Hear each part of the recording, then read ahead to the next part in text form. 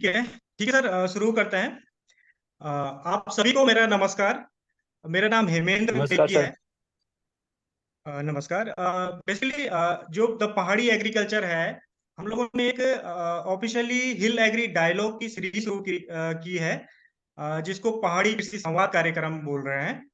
और इस संवाद कार्यक्रम के अंतर्गत हम लोग टेक्निकल इश्यू जो माउंटेन एग्रीकल्चर है, जो पहाड़ी क्षेत्रों में उद्यमिता है, या कृषि पशुपालन उद्यान की, या और भी जो हमारे जो आजीविका से संबंधित जो हमारे विषय हैं, उनको हम लेके आते हैं। और उसमें कोई एक्सपर्ट होते हैं जो उस विषय के पारंगत हैं, जिनका प्रैक्टिकल नॉलेज है उस विषय में। तो आज हमारा जो ये टेक्निकल सेशन है, बेसिकली भांग की खेती जो कॉमर्शियल हेम्प कल्टीवेशन है, उसके ऊपर रहेगा। क्या इतिहास है, क्योंकि भांग की खेती जब कोई बोलता है तो उसमें बहुत सारे लीगल एस्पेक्ट जुड़ जाते हैं। तो उस पे भी हम चर्चा करेंगे, उसका पूरा इतिहास पे चर्चा करेंगे, और भविष्य में हेम्प कल्टीवेशन जो कॉमर्शियल हेम्प कल्टीवेशन है, उस पे क्या क्या हो सकता है। तो आज हमारे साथ श्री विनोद ओझा जी हमारे साथ हैं, जो जिनको बाबा गांजा के नाम से भी हमारे उत्तराखंड में जानते हैं। और बेसिकली वो एक्स रीजनल डायरेक्टर रह चुके हैं आईआईएचए के, इंडियन इंडस्ट्रियल हेम्प एसोसिएशन के। और अभी उनका निवास देहरादून में है। तो मैं ज्यादा न कहते हुए डायरेक्ट हम लोग विनोद ओझा सर के पास आएंगे, और मैं प्रेजेंटेशन भी शुरू स्टार्ट कर देता हूँ यहाँ पे। तो सर, आप शुरू कर सकते हैं। आप अ, पहले तो आपका बहुत बहुत स्वागत है सर इस कार्यक्रम में। और आप आज बहुत कुछ हमारे दर्शकों को, हमारे किसानों को, हमारे नौजवानों को, हमारे साथ बहुत सारे टेक्निकल लोग जुड़े हैं, बहुत सारे गवर्नमेंट ऑफिशियल्स भी जुड़ेंगे।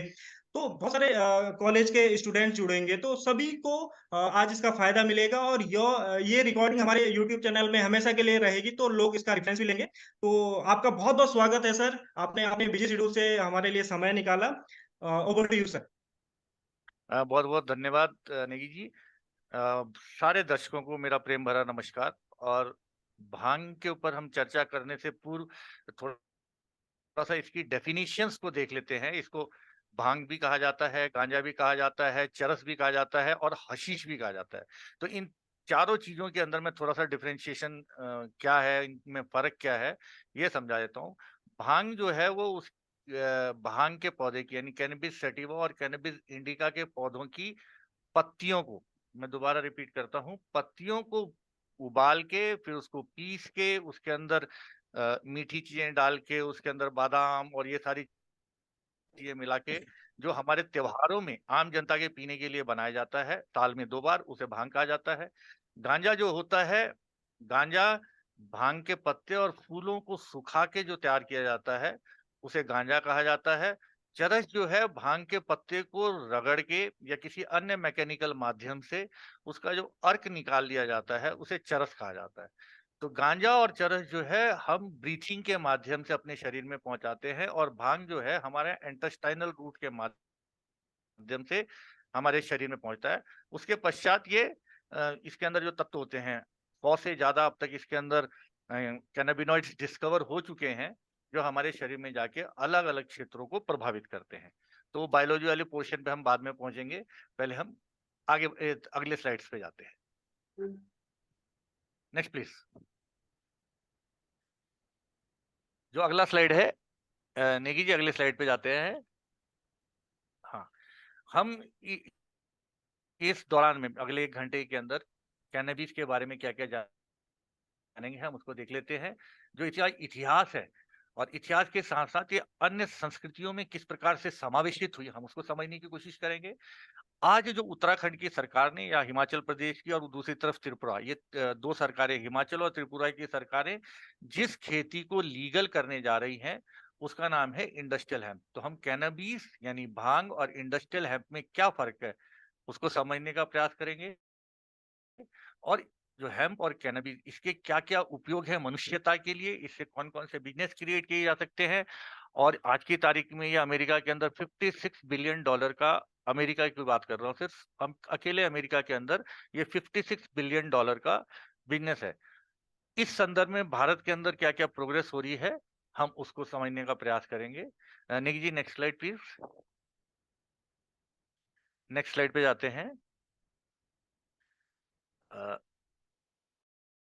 हाँ, अब ये भांग की उत्पत्ति की हुई, जैसा कि जीव विज्ञानियों के सोच के हिसाब से जो भांग जो है वो हमारे हिमालय की पहाड़ियों में सबसे पहले उत्पन्न हुआ था, और इसका इतिहास जो है चीन के अंदर 3 से 5,000 साल पुराना भी मिलता है।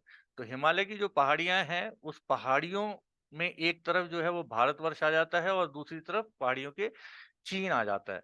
तो भारतवर्ष के अंदर हिमालय के ऊपर इसका सबसे पहले प्रादुर्भाव प्रादुर्भाव हुआ था, और इसकी जो है वो 3 प्रजातियां पाई जाती हैं, कैनबिस सैटिवा, कैनबिस इंडिका और कैनबिस रूडा। इसमें से जो ज्यादा महत्वपूर्ण है वो कैनबिस सैटिवा और कैनबिस इंडिका है, जिसका कि उद्योगों के अंदर और नशे के लिए उपयोग किया जाता है। Next slide please. अगली स्लाइड पे चलते हैं। अब मैं आपको बताता हूँ कैनबिस यानी कि भांग और मारिजुआना में क्या फर्क है।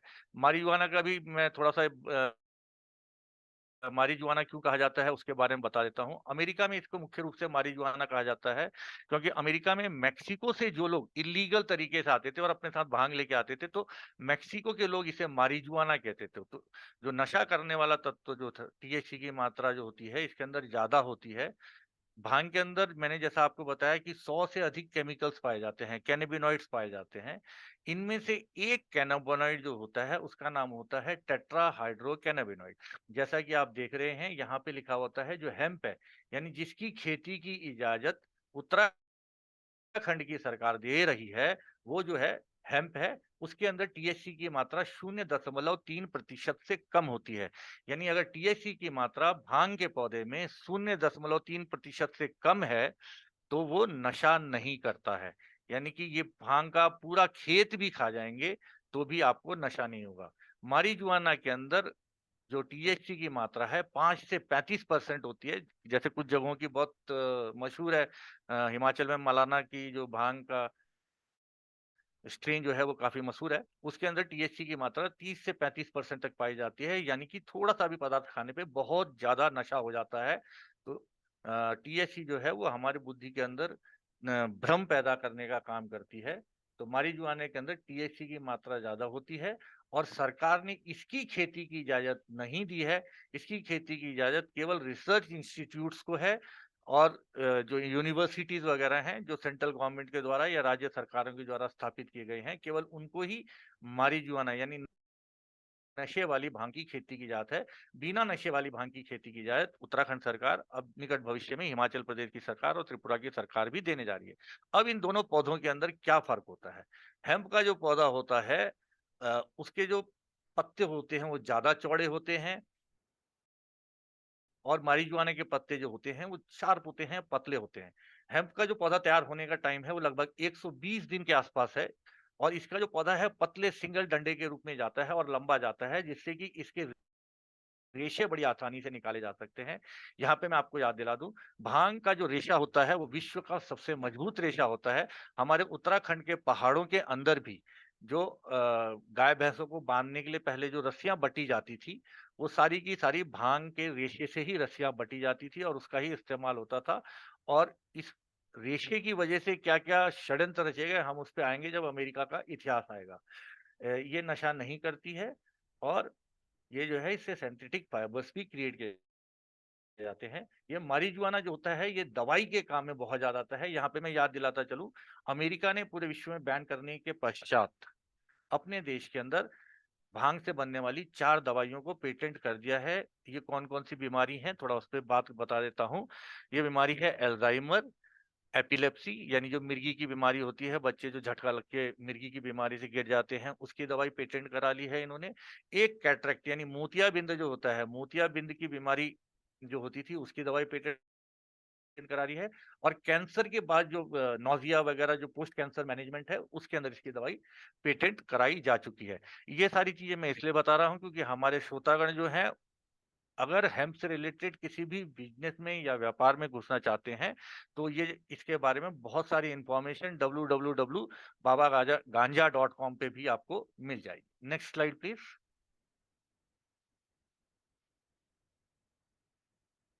हम थोड़ा सा इतिहास देख लेते हैं।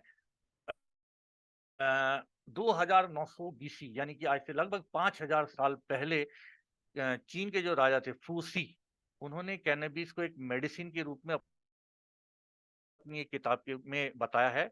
चीन जो था, उन्होंने अपने भांग के वर्णन में नर और मादा पौधों को पहचान करी थी, और ये नर और मादा पौधे यानी भांग का नर पौधा अलग होता है और भांग का मादा पौधा अलग होता है। तो चीन का जो ये बादशाह था फूसी, इसने जो अपनी किताब लिखी थी, उसने भांग के पौधे से 100 से अधिक बीमारियों का इलाज बताया था। यानी कि आप समझ सकते हैं कि भांग का पौधा चीन के कल्चर के अंदर एक बहुत ही महत्वपूर्ण पौधा था, और इस पौधे को एज ए कंबाइंड रूप में माँ कहा जाता था। अगर मेल और फीमेल को रेफर करना है तो शी और यू नाम से इसको संबोधित किया जाता था। यहाँ पे आप शब्द देख रहे होंगे, यिन और यांग। चीन के कल्चर के अंदर यिन और यांग जो है एक बहुत ही महत्वपूर्ण फिलॉसफी कह लीजिए, एक बहुत महत्वपूर्ण दर्शन कह लीजिए, कि संपूर्णता को प्राप्त जो जो चीज होती है उसके अंदर यिन और यांग जो है वो संतुलित रहते हैं। तो इसलिए भांग के पौधे का वहां की संस्कृति में बहुत ही ज्यादा महत्व था। नेक्स्ट स्लाइड प्लीज, अगली स्लाइड। भारतवर्ष के अंदर आप जैसा सभी जानते हैं, भांग के पौधे को भगवान शिव जी के साथ जोड़ के देखा जाता है। यहाँ पे आपको ये समझने की जरूरत है, भारतवर्ष के अंदर जो भी महत्वपूर्ण चीजें थी उसे किसी न किसी देवी या देवताओं के साथ हमारे ऋषि मुनियों ने संबद्ध करके रख दिया था, जिससे कि हम उस पौधे के महत्व को समझें। जैसे तुलसी का जो पौधा है, आप जानते हैं भगवान विष्णु के साथ उसको कनेक्ट किया गया था। देन पीपल का पेड़ है, उसे भगवान विष्णु के साथ कनेक्ट किया गया था। शमी का जो पेड़ है वो भगवान शनि के साथ कनेक्ट करे गए थे। तो भारतीय संस्कृति के अंदर जो चीज जीवन की दिनचर्या में आनी चाहिए, उसे किसी न किसी ईश्वर के साथ संबंधित कर दिया गया था। इसी संदर्भ में अगर आप देखेंगे कि भांग का जो पौधा है, सामान्य समाज के अंदर भी अगर स्त्री भी खा लेती है होली के दिन और पुरुष भी खा लेते हैं, तो समाज में इसका बुरा नहीं माना जाता है। उसका कारण मैं समझाता हूँ। हमारी जो जठराग्नि है, जठराग्नि यानी कि हमारी जो डाइजेस्ट करने की जो पावर है, हमारा जो भोजन पचाने की शक्ति है, वो सर्दियों के मौसम में बहुत तीव्र रहती है, क्योंकि हमारे शरीर को बहुत ज्यादा ऊर्जा की जरूरत होती है। बाहर का तापमान जो है वो 9 डिग्री, 5 डिग्री, 1 डिग्री ऐसा रहता है, और हमारे शरीर को मेंटेन करना होता है 37 डिग्री सेंटीग्रेड। इसके लिए शरीर को कंटिन्यूअसली ऊर्जा बनाने की जरूरत होती है। इसलिए प्रकृति ने भी, अगर आप ध्यान से देखेंगे, तो सारे जो सॉलिड फूड्स होते हैं, वो सारे सॉलिड फूड यानी कि गाजर ले लीजिए आप, पालक ले लीजिए, मेथी ले लीजिए, मूली ले लीजिए, गोभी ले लीजिए, ये सब सर्दी के मौसम में उगाने के लिए प्रकृति ने बनाया है। तो सर्दी के मौसम में हमारी जठराग्नि बड़ी प्रदीप्त रहती है। गर्मी के मौसम जैसे जैसे आता जाएगा, जठराग्नि को कमजोर करने की जरूरत पड़ जाती है। तो उसके लिए होली का त्योहार और शिवरात्रि का त्योहार उस वक्त आता है जब ये दोनों शिफ्ट हो रहे होते हैं। मेरी आवाज आ रही है? अच्छा, आपकी आवाज नहीं आ रही। हाँ, तो जब होली और शिवरात्रि का जो मौसम होता है, त्योहार होता है, वो मौसम चेंज यानी कि जंक्चर पे आ रहा है, दो मौसम के बदलने के जंक्चर पे आ रहा है, और उस वक्त हमारी संस्कृति के अंदर भांग के पौधे को खिलाया जाता है, ताकि हमारी जठराग्नि एक बार पूर्ण रूप से प्रदीप्त हो जाए, और फिर ग्रेजुअली उसको स्लो डाउन किया जाए। आपने देखा होगा भांग खाने के बाद भूख ज्यादा लगती है। वहीं पे हमारे इतिहास के अंदर ये कहा गया है, भगवान गौतम बुद्ध, सिद्धार्थ, वो जब एनलाइटमेंट के लिए, मोक्ष की प्राप्ति के लिए जीवन क्या है, कहानी हमने पढ़ी है, वो प्रयास कर रहे थे, तो बीच में एक समय ऐसा भी आया था कि उनको ये कहा था किसी गुरुजी ने कि दिन में एक दाना खाना है, केवल एक ही दाना खाना है। तो वो एक दाने के रूप में भांग के एक बीज को उन्होंने काफी समय तक खा के जीवन निकाला। भारतवर्ष से एक, नेक्स्ट स्लाइड, भारतवर्ष, अगली स्लाइड पे जाते हैं। हाँ, भारतवर्ष से ये जो सामान था उस वक्त, भारत से जो मसाले थे वो यूरोपियन कंट्रीज में जाते थे, और चीन से जो है रेशम के कपड़े जाते थे। वो इस रूट से ये भांग का जो पौधा है वो यूरोपीय देशों में पहुंचा। भांग के महत्व को हम समझते हैं कि हमारा जो भांग है, ये कहा जाता है कि समुद्र मंथन जब हुआ था, तो समुद्र मंथन में जो 5 पौधे निकले थे, दरबा, भांग, बारले और दूर्वा, जो घास होती है, ये सारे के सारे समुद्र मंथन के समय निकले थे। तो इसकी महत्व को इसी से समझा जा सकता है। ये जो श्लोक है, ये अथर्ववेद का श्लोक है। गांजा शब्द जो है कैसे बना, आप देखेंगे कि जो हिमालय में भांग जब पहले उगनी शुरू हुई, तो हिमालय से गंगा बह के मैदानी क्षेत्रों में आती है। तो पहले हिमालय में जो भांग के पौधे होते थे, उसके बीज जो हैं वो, उसके बीज जो हैं गंगा नदी में गिर जाते थे, और बीज बह के प्लेन्स एरिया में आ जाते थे। मैदानी क्षेत्र में आने के बाद जब उसमें बाढ़ आती थी, तो बाढ़ के समय वो बीज को पूरे इलाके में फैला लेते थे। तो गंगा के किनारे ये सारे के सारे भांग के पौधे इनिशियल दौर में होने शुरू हुए, तो इसलिए अंग्रेजों ने इसका नाम गंगा के नाम से गांजा कहना शुरू कर दिया। भांग जो है भांग जो है भांग के फीमेल जो प्लांट होते हैं उसी के पत्तों से जो बनाई जाती है, और इसका भारतीय सब कॉन्टिनेंट में यानी भारतीय उपमहाद्वीप के अंदर बहुत सारी यानी 191 फॉर्मुलेशन से 191 अलग अलग प्रकार की दवाइयों में भांग का इस्तेमाल होता है। यानी एक बहुत बड़ी अपॉर्चुनिटी है भारत के जो बिजनेसमैन हैं, भारत के जो डॉक्टर्स हैं, भारत के जो कृषि हैं, 191 अलग अलग अगर दवाइयों में इसका इस्तेमाल होता है, तो भारत ऑलरेडी एक मेडिकल हब है, विश्व में दवाइयों का बहुत बड़ा मैन्युफैक्चरर है। अगर भांग की दवाइयों के ऊपर हमारे वैज्ञानिक, हमारे डॉक्टर्स, आयुर्वेदा के डॉक्टर्स और प्रैक्टिशनर्स जो हैं रिसर्च करें, तो कई सारी अन्य बीमारियों की भी इससे दवाई बनाई जा सकती है। आगे बढ़े, next slide, next slide please. ये आप देख रहे हैं रूट की भांग कैसे पूरे विश्व में फैला। हम ये मान के चलते हैं यहाँ वाला यानी कि जो हिमालयी एरिया है, हिमालय का जो एरिया है वहां पे भांग की पहली फसल हुई। फिर हिमालय के एरिया से नदियों के माध्यम से बहता हुआ भांग का बीज पूरा पश्चिम बंगाल तक गया। वैसे एक इंटरेस्टिंग न्यूज ये भी है कि भारतवर्ष के अंदर भांग का पौधा 50% जिलों में एज ए वीड यानी खरपतवार की तरह उगता है। यानी भारतवर्ष के 50% जिलों में ये एज ए खरपतवार।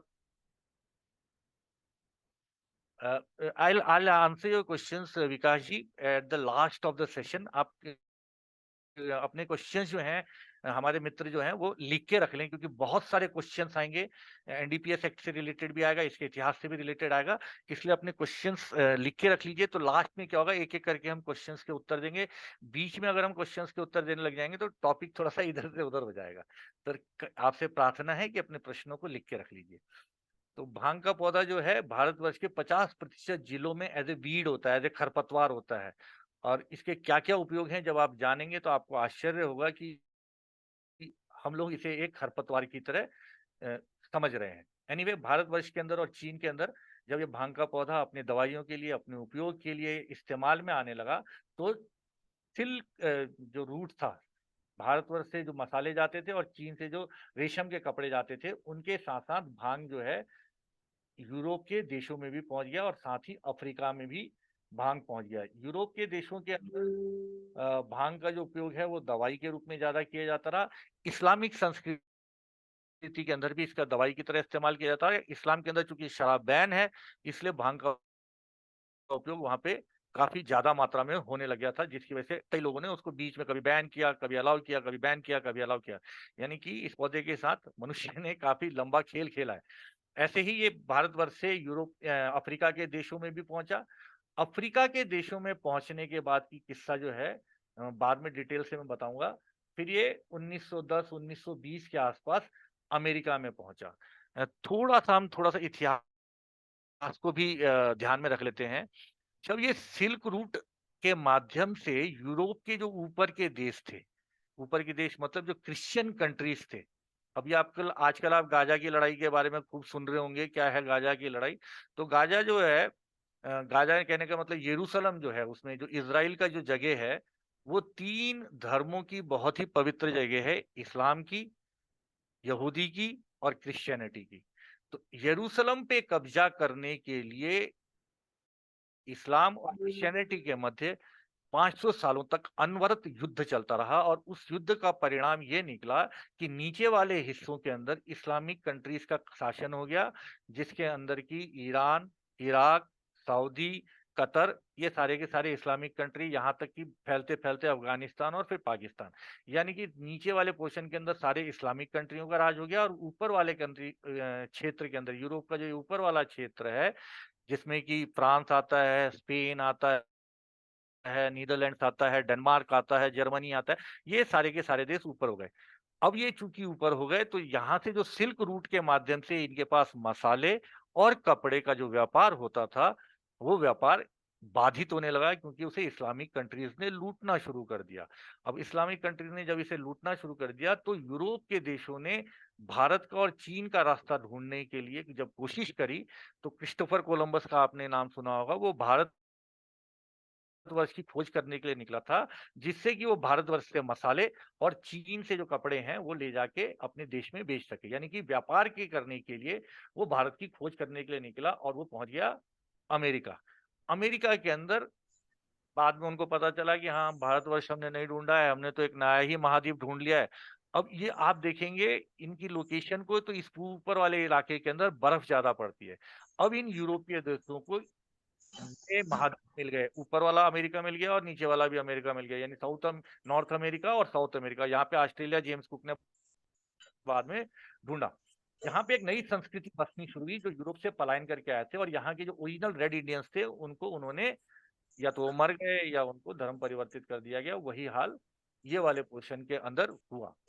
बाद में 1900 के आसपास, 1917 के अंदर यहाँ पे रूस की क्रांति हुई, और अमेरिका और रूस के बीच में जो कंपटीशन हुआ, कोल्ड वॉर चला, उसका शिकार बन गया कैनाबीज। बिजनेसमैन कम्युनिटी कम्युनिटी होती थी, उनके बीच में जो क्या क्या षड्यंत्र हुए, उसके मैं आगे जाके बताऊंगा कि क्या क्या षड्यंत्र रचे गए और किस प्रकार से आज कैनबिस जो है एक भयानक नशे का पदार्थ के रूप में पहचाने जाने लगा, जबकि ये ऐसा है नहीं। हाँ, next slide please, next slide. हाँ, नेक्स्ट स्लाइड। जब ये इस्लामिक कंट्रीज में पहुंचा, तो वहां पे भी उन लोगों ने इसके उपयोग देखे इस्लामिक कंट्रीज में, लेकिन बीमारियों के साथ साथ जैसे इन्फ्लेमेशन हो गया, ग्लूकोमा हो गया, 100 से अधिक बीमारियों में इसका इलाज होता है। तो साथ साथ में लिटरेचर भी जाता था, क्योंकि जो बिजनेसमैन होते थे, जो व्यापारी होते थे, वो भारत से सामान लेके जाते थे और साथ साथ में इंफॉर्मेशन भी लेके जाते थे। बहुत सारी बीमारियों में भांग का इस्तेमाल होने लगा। लेकिन साथ साथ में एक और चीज हुई कि इस्लाम में इसका उपयोग जो है सेक्स पावर को रिड्यूस करने के लिए किया गया। उसके बारे में जो मेडिकल प्रॉपर्टीज के बारे में किसी दिन हम लेंगे, तो उस ज्यादा डिटेल में चर्चा करेंगे। उसके रूप में वहां पे इस्तेमाल होने लगा। देन बाइबल के अंदर भी जीसस ने उनके जो अपोस्टल्स थे, जो जीसस के मरने के बाद जिन्होंने धर्म को ज्यादा प्रचारित किया, जो 12 अपोस्टल्स थे, उनको भी एक तेल दिया और बोला इसके माध्यम से इसे सारे विश्व में फैलाओ। Next slide please. अब इंटरेस्टिंग चीज अब आती है। तो जैसे कि हमने बताया कि अमेरिका में यूरोप के जो थे बिजनेसमैन जाके सेटल हुए, और यूरोप के जो अपराधी थे वो भी जाके अमेरिका में और कनाडा में, पहले एक ही समझते थे सारा का सारा, वहां पे जाके ये सेटल होने लग गए। वहां पे 1900 के पास आते आते वहां पे बहुत बड़े बड़े बिजनेसमैनों का उद्भव होने शुरू हुआ, जिनमें कि सबसे पहला नाम आता है जॉन डी रॉकफेलर का। जॉन डी रॉकफेलर जो थे वो विश्व के पहले बिलियनर थे, यानी कि खरबपति विश्व का जो पहला था वो जॉन डी रॉकफेलर था।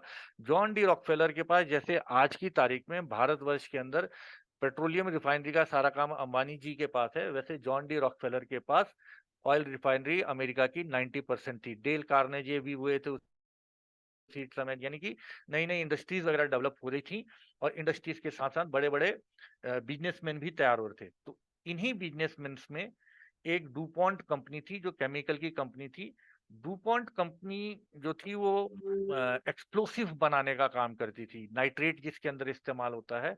डूपॉन्ट कंपनी एक्सप्लोसिव बनाने का काम करती थी।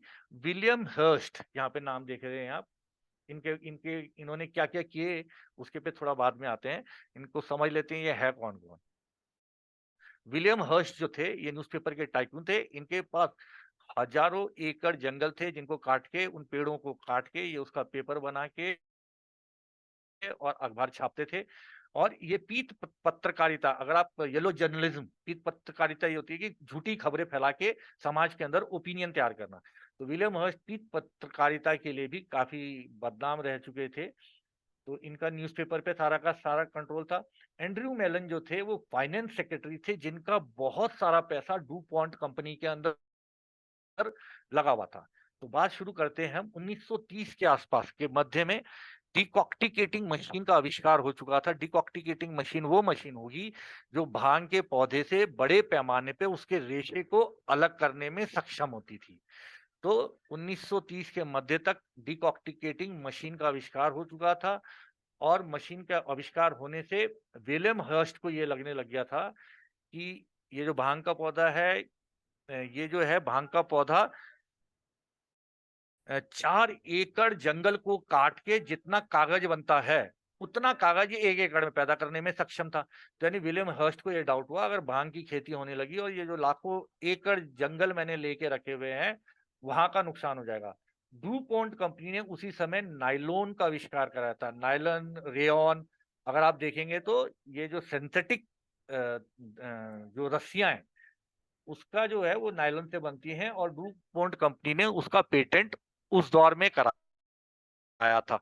एंड्रयू मेलन का बहुत सारा पैसा डुपोंट कंपनी में लगा हुआ था और हैरी एस्लिंगर एचओडी जो थे, हेड ऑफ डिपार्टमेंट थे नारकोटिक्स के, ये 40 साल तक हैरी एस्लिंगर नारकोटिक्स डिपार्टमेंट के अमेरिका में हेड ऑफ डिपार्टमेंट रहे और ये थोड़ा सा जिसको कहते हैं रंग भेद के कारण काफी बदनाम थे। मतलब इन्हें काले लोग पसंद नहीं थे और अंग्रेजों को सुपीरियर मानते थे। तो अमेरिका के अंदर भांग को बदनाम करने की ये चारों लोगों ने बैठ के साजिश रची। जबकि उस वक्त तक मजे की बात यह है, अमेरिका की लगभग 30 से 40% दवाइयों के अंदर कैनबीस का इस्तेमाल होता था एक दवाई के रूप में। एक जितनी भी बाइबल बनी थी, यहाँ लिखा है almost all the Bibles were printed on hemp paper, यानी जितनी भी बाइबल उससे पहले छपी थी सारी भांग के पेपर पे छपी थी। भांग के पेपर पे क्यों भाई? भांग के पेपर पे इसलिए छपी थी क्योंकि भांग का पेपर जो सामान्य जंगल काट के जो पेपर बनाया जाता है उससे ज्यादा मजबूत होता है। सामान्य पेपर को अगर आप सामान्य लकड़ी से जब आप पेपर बनाते हैं तो 3 या अधिक से अधिक 4 बार रिसाइकल किया जाता है, जबकि भांग का पेपर 7 से 8 बार रिसाइकल किया जा सकता है। वहीं पे अमेरिका का जो इंडिपेंडेंस की डिक्लेरेशन हुई थी वो भी भांग के पौधे पे बने हुए पेपर पे करी गई थी। बाद में उसे चमड़े के ऊपर लिखा गया। अमेरिका का जो पहला $10 का नोट था वो भी भांग के ऊपर ही छपा था। देन हंड्रेड्स ऑफ मेडिसिन, बहुत सारी मेडिसिन जो है वो भांग से बनती थी। यानी कि ऐसा भी नहीं था कि अमेरिका के अंदर कैनबीज, अब यहाँ पे नाम का खेल शुरू होता है कि अमेरिका के अंदर कैनबीज के महत्व को डॉक्टर्स या एडमिनिस्ट्रेशन वाले नहीं जानते थे। लेकिन प्रचारित जो किया गया वो मारिहुआना किया गया। अखबार के अंदर कोई भी अपराध होता तो उसको मारिहुआना के साथ अटैच करके काले लोगों के साथ उसका कनेक्शन दिखा के कि काले लोग जो है मारिहुआना पीते हैं। और ये काले लोग कैसे पहुंचे अमेरिका में? अमेरिका के अंदर जब ये बिजनेसमैन पहुंचे तो उनको बहुत बड़े बड़े 500 एकड़, हजार एकड़ जमीनें ऐसे फ्री की मिल गई। तो अब उस पर काम करवाने के लिए उनको मजदूर चाहिए थे। तो मजदूर जो है वो अफ्रीका से जहाजों में भर भर के काले लोगों को लेके आके अपना गुलाम बना के रखते थे और उनको बेचते भी थे ये अमेरिका के अंदर। तो एक समाज के अंदर काले लोगों का प्रतिनिधित्व मारिहुआना के साथ, यानी कि काले लोग जो हैं, क्योंकि बहुत सस्ता है, आमतौर पे कहीं पे भी उगने वाला पेड़ है ये, तो इसको बहुत ही डेंजरस पौधे के रूप में प्रचारित किया गया। अमेरिका की सीनेट के अंदर इसको गलत तरीके से पास कराया गया और 1900, next slide please, next slide पे चले जाएं। 1937 के अंदर अमेरिका में पहली बार जो है भांग के ऊपर टैक्स लगा जिसे कहा जाता है मारिहुआना टैक्स। 1937 से इसके ऊपर प्रतिबंध लगना शुरू हुआ। और मजे की बात है उसके बाद से पैरेलली क्या हो रहा था, अमेरिका की सीनेट को, यानी कि अमेरिका के जो कानून बनाने वाले लोग थे, उनको ये बताया गया कि जो रूस है, 1917 में रूस की क्रांति हुई थी, रूस जो है हमारे युवा पीढ़ी को भांग खिला के अ, अ, बेकार करना चाहता है, हमारे युवा लोगों को भांग के नशे का आदी बना के हमारे कल्चर को नष्ट करना चाहता है। ऐसी बातें उन्होंने अपने सीनेट में जो कमेटी बैठी थी उसके सामने बताने की कोशिश की। ट्रुथ सीरम, अगर आप ट्रुथ सीरम नाम से गूगल करेंगे तो आपको इसके बारे में काफी सारी इंफॉर्मेशन मिलेगी। अमेरिका के अंदर रूस के डर के मारे भांग उनको समझ में नहीं आया कि भांग है क्या, इसका नशा कैसा है, क्योंकि उनपे कोई इतिहास तो है नहीं। अगर वो चाइना वालों से या इंडिया वालों से आगे पूछते तो इंडिया वाले शायद उनको ज्यादा डिटेल में बताते, लेकिन फिर गोरे लोग हैं वो भूरे लोगों को और काले लोगों को अपने से निकृष्ट समझते रहे, इसलिए उन्होंने, उस वक्त की बात बता रहा हूँ, आज के दौर में तो काफी चीजें बदली हैं। फिर अमेरिका ने इसको यूनाइटेड नेशंस के माध्यम से 1961 में केवल नारकोटिक सब्सटेंस के ऊपर प्रतिबंध लगाने के लिए यूनाइटेड नेशन की एक मीटिंग कन्वे करी गई और 1961 में भांग के ऊपर पूरे विश्व में प्रतिबंध लगाया गया। उस मीटिंग में क्या हुआ, भारतवर्ष ने शोर मचाया कि भाई हमारा बहुत बड़ा साधु समाज जो है, हमारे बहुत बड़ा संत समाज जो है वो भांग का सेवन करता है। आपकी नशे के बारे में क्या विचारधारा है? इससे मैं नेगी से आग्रह करूंगा कि एक भविष्य के अंदर नशा क्या होता है और किस किस प्रकार से नशा होता है और भांग का नशा क्या होता है, ब्रेन के अंदर कैसे इफेक्ट करता है, उसके ऊपर एक अलग वीडियो कर लेंगे। तो बिल्कुल बिल्कुल भांग सर। का नशा हाँ, हमारा साधु समाज जो है बहुत बड़े पैमाने पे करता है और ये साधु समाज विद्रोह करेगा और कहेगा भांग पे प्रतिबंध नहीं लगाना है।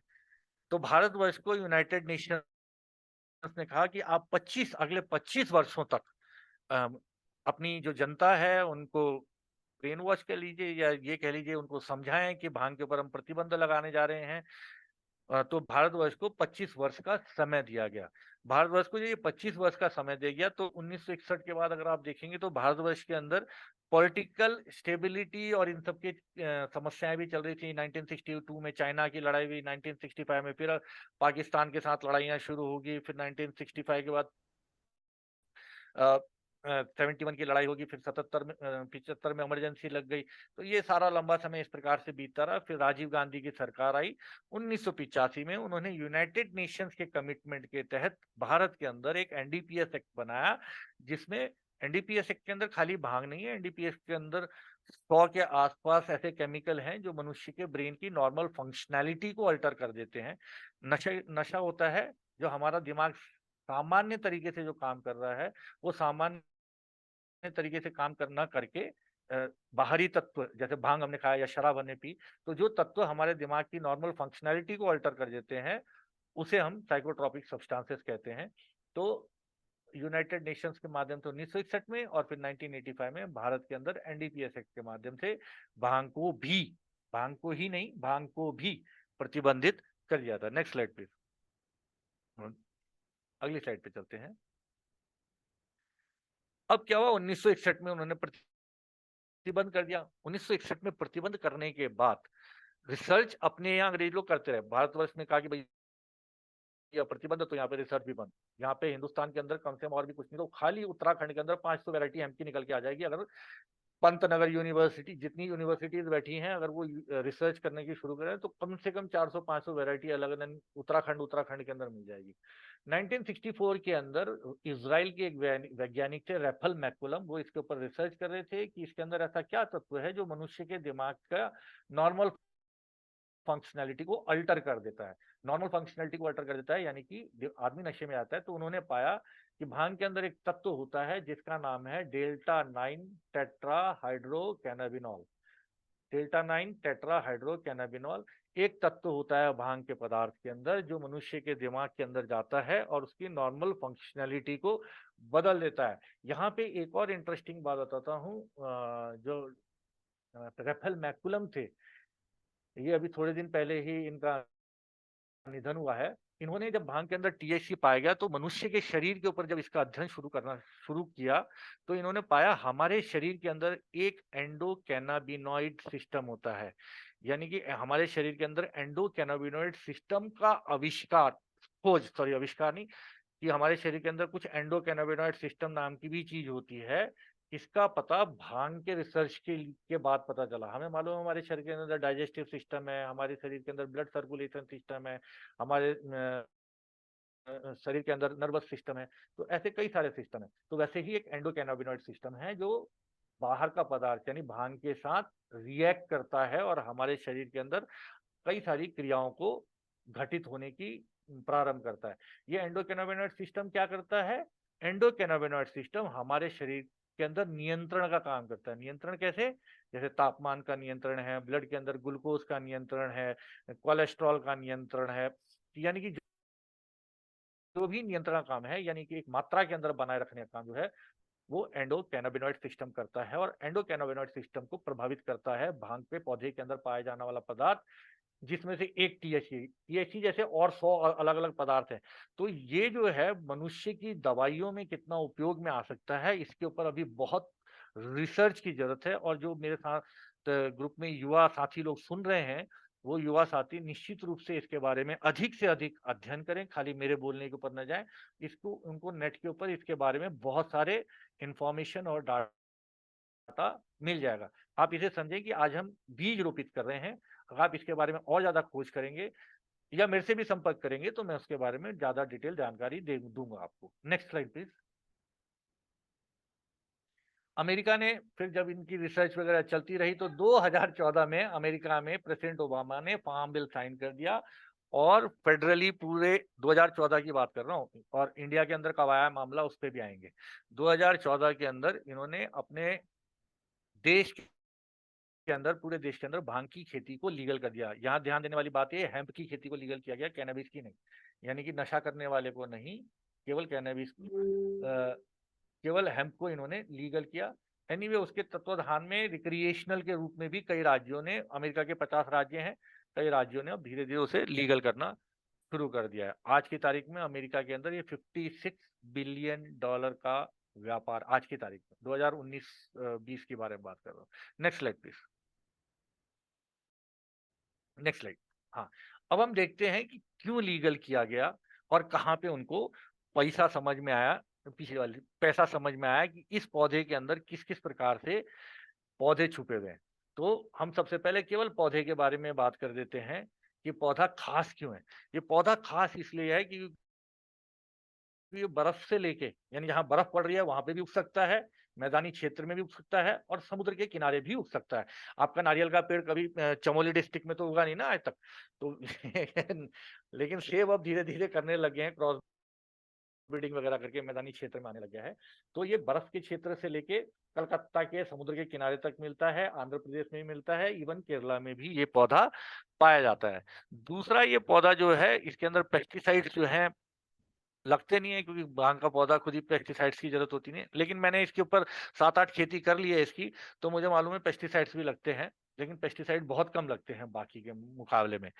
इसका जो पॉलन आइसोलेशन किया जा सकता है, क्योंकि मेल और फीमेल का पौधा अलग है, तो हम नई नई ब्रीड पैदा कर सकते हैं। कोई एग्रीकल्चर के अगर स्टूडेंट सुन रहे हो, एग्रीकल्चर के अगर स्टूडेंट दर्शक के रूप में हैं, तो मैं उनके लिए बता दूं, आने वाले भविष्य के अंदर हेम्प के पौधे के हेम्प के पौधे की पे बहुत ज्यादा रिसर्च होने जा रही है, और इसका जो फीमेल पौधा होता है वो फीमेल पौधा ही सारे के सारे फाइबर से लेके बीज से लेके फाइबर भी, बीज भी, तेल भी, ये सारी चीजें जो है वो फीमेल पौधे से हमें प्राप्त होती हैं। तो किसान जो है वो केवल फीमेल पौधे लगाना चाहेगा तो आपकी टिश्यू कल्चर लैब्स आने वाले दिनों में भारतवर्ष में केवल हेम्प की टिश्यू कल्चर लैब्स बहुत सारी खुलेगी, और कॉटन की जगह पे भांग की खेती कपड़े बनाने के रेशे के रूप में होने वाली है। तो आप ये समझें कि मैं कॉटन और इसके रेशे के ऊपर भी कंपैरिजन बाद में करूंगा, पहले हम देख लेते हैं कि क्या क्या चीजें बन सकती हैं इसमें। जो रेशा निकला, यानी कि सबसे बाहर की जो स्किन होती है वो रेशा निकला, तो उससे ट्वाइन बन सकता है, रोप बन सकता है, जालियां, जूते, canvas, traps, carpet, textiles, agrofibre composites, brake, clutch linings and, यानी कि जो उसका रेशा है तो फाइबर से बनने वाली कोई भी चीज इससे बन सकती है। आखिर में आप देखेंगे कि हेम्प के फाइबर से बना हुआ हवाई जहाज, हवाई जहाज तक बन चुका है अब हेम्प के फाइबर फाइबर से। देन उसके बाद जो उसके अंदर रेशा निकालने के बाद जो अंदर लकड़ी रह जाती है उससे पेपर बनाया जा सकता है, अलग अलग प्रकार के पेपर बन सकते हैं। देन फाइबर बोर्ड बनाए जा सकते हैं, इंसुलेशन मटेरियल बनाए से जो हमारे प्लाईवुड्स वगैरह हैं वो बनाए जा सकते हैं। इससे हेम्प क्रीक भी बनाई जाती है। अगर हम देखेंगे हमारे उत्तराखंड के अंदर एक दीक्षित जी हैं, उन्होंने यमकेश्वर के अंदर हेम्प क्रीक से एक मकान बना के रखा है। अगर आप लोगों को मौका मिलता है तो मिस्टर दीक्षित हैं, उन दीक्षित जी का हेम्प से बना हुआ मकान भी देख सकते हैं। यानी हेम्प के जो रेशा निकालने के बाद अंदर जो लकड़ी बच जाती है उसका बुरादा चूने में मिलाकर ईंट बनाई जाती है हेम्प की। अगर आप गूगल करेंगे हेम्प क्रीट से बने हुए मकान, तो आपको हेम्प क्रीट से बने हुए मकान भी बहुत सारे दिख जाएंगे। देन इसका जो बीज होता है, salad oil, margarine, food supplements, cooking oil, इसकी बीज की खासियत और मैं बता दूं, इसका बीज से तेल निकलता है जैसा सरसों के बीज से तेल निकलता है, यानी कि इसके अंदर 1/3 जो है वो तेल होता है। यानी भांग के बीज को पीस के जब तेल निकाल देते हैं तो तेल की तो अलग उपयोगिता है, जो भी तेल के काम आता है, सरसों का खाना बनाने के काम आ गया, उसके मॉस्टिच के भी वो बन रहे हैं, बालों के तेल भी बन बालों में लगाने वाले तेल भी बन रहे हैं, तो अलग-अलग तेल के उपयोग हो गए। जो तेल निकालने के बाद खली बची, यानी कि जो तेल निकल जाने के बाद जो पाउडर बच गया, that is the best source of vitamin. उसके अंदर ओमेगा 3, ओमेगा 6, ओमेगा 9, ये सारे के सारे उस अनुपात में पाए जाते हैं जिस अनुपात में मनुष्य के शरीर को आवश्यकता है। तो हेम्प जो है एक बहुत ही बहुउपयोगी चीज है। इस पेड़ का कोई भी ऐसा हिस्सा नहीं है जो उपयोग में नहीं आता है। इसकी जड़ से लेके बीज तक वो सारे के सारे उपयोग में आने वाली चीजें हैं। जड़ से इसकी डायरिया की दवाइयां वगैरह बनती हैं। देन इसके ऑयल पेंट बन सकते हैं, जो तेल निकलता है, वार्निशेस बन सकते हैं।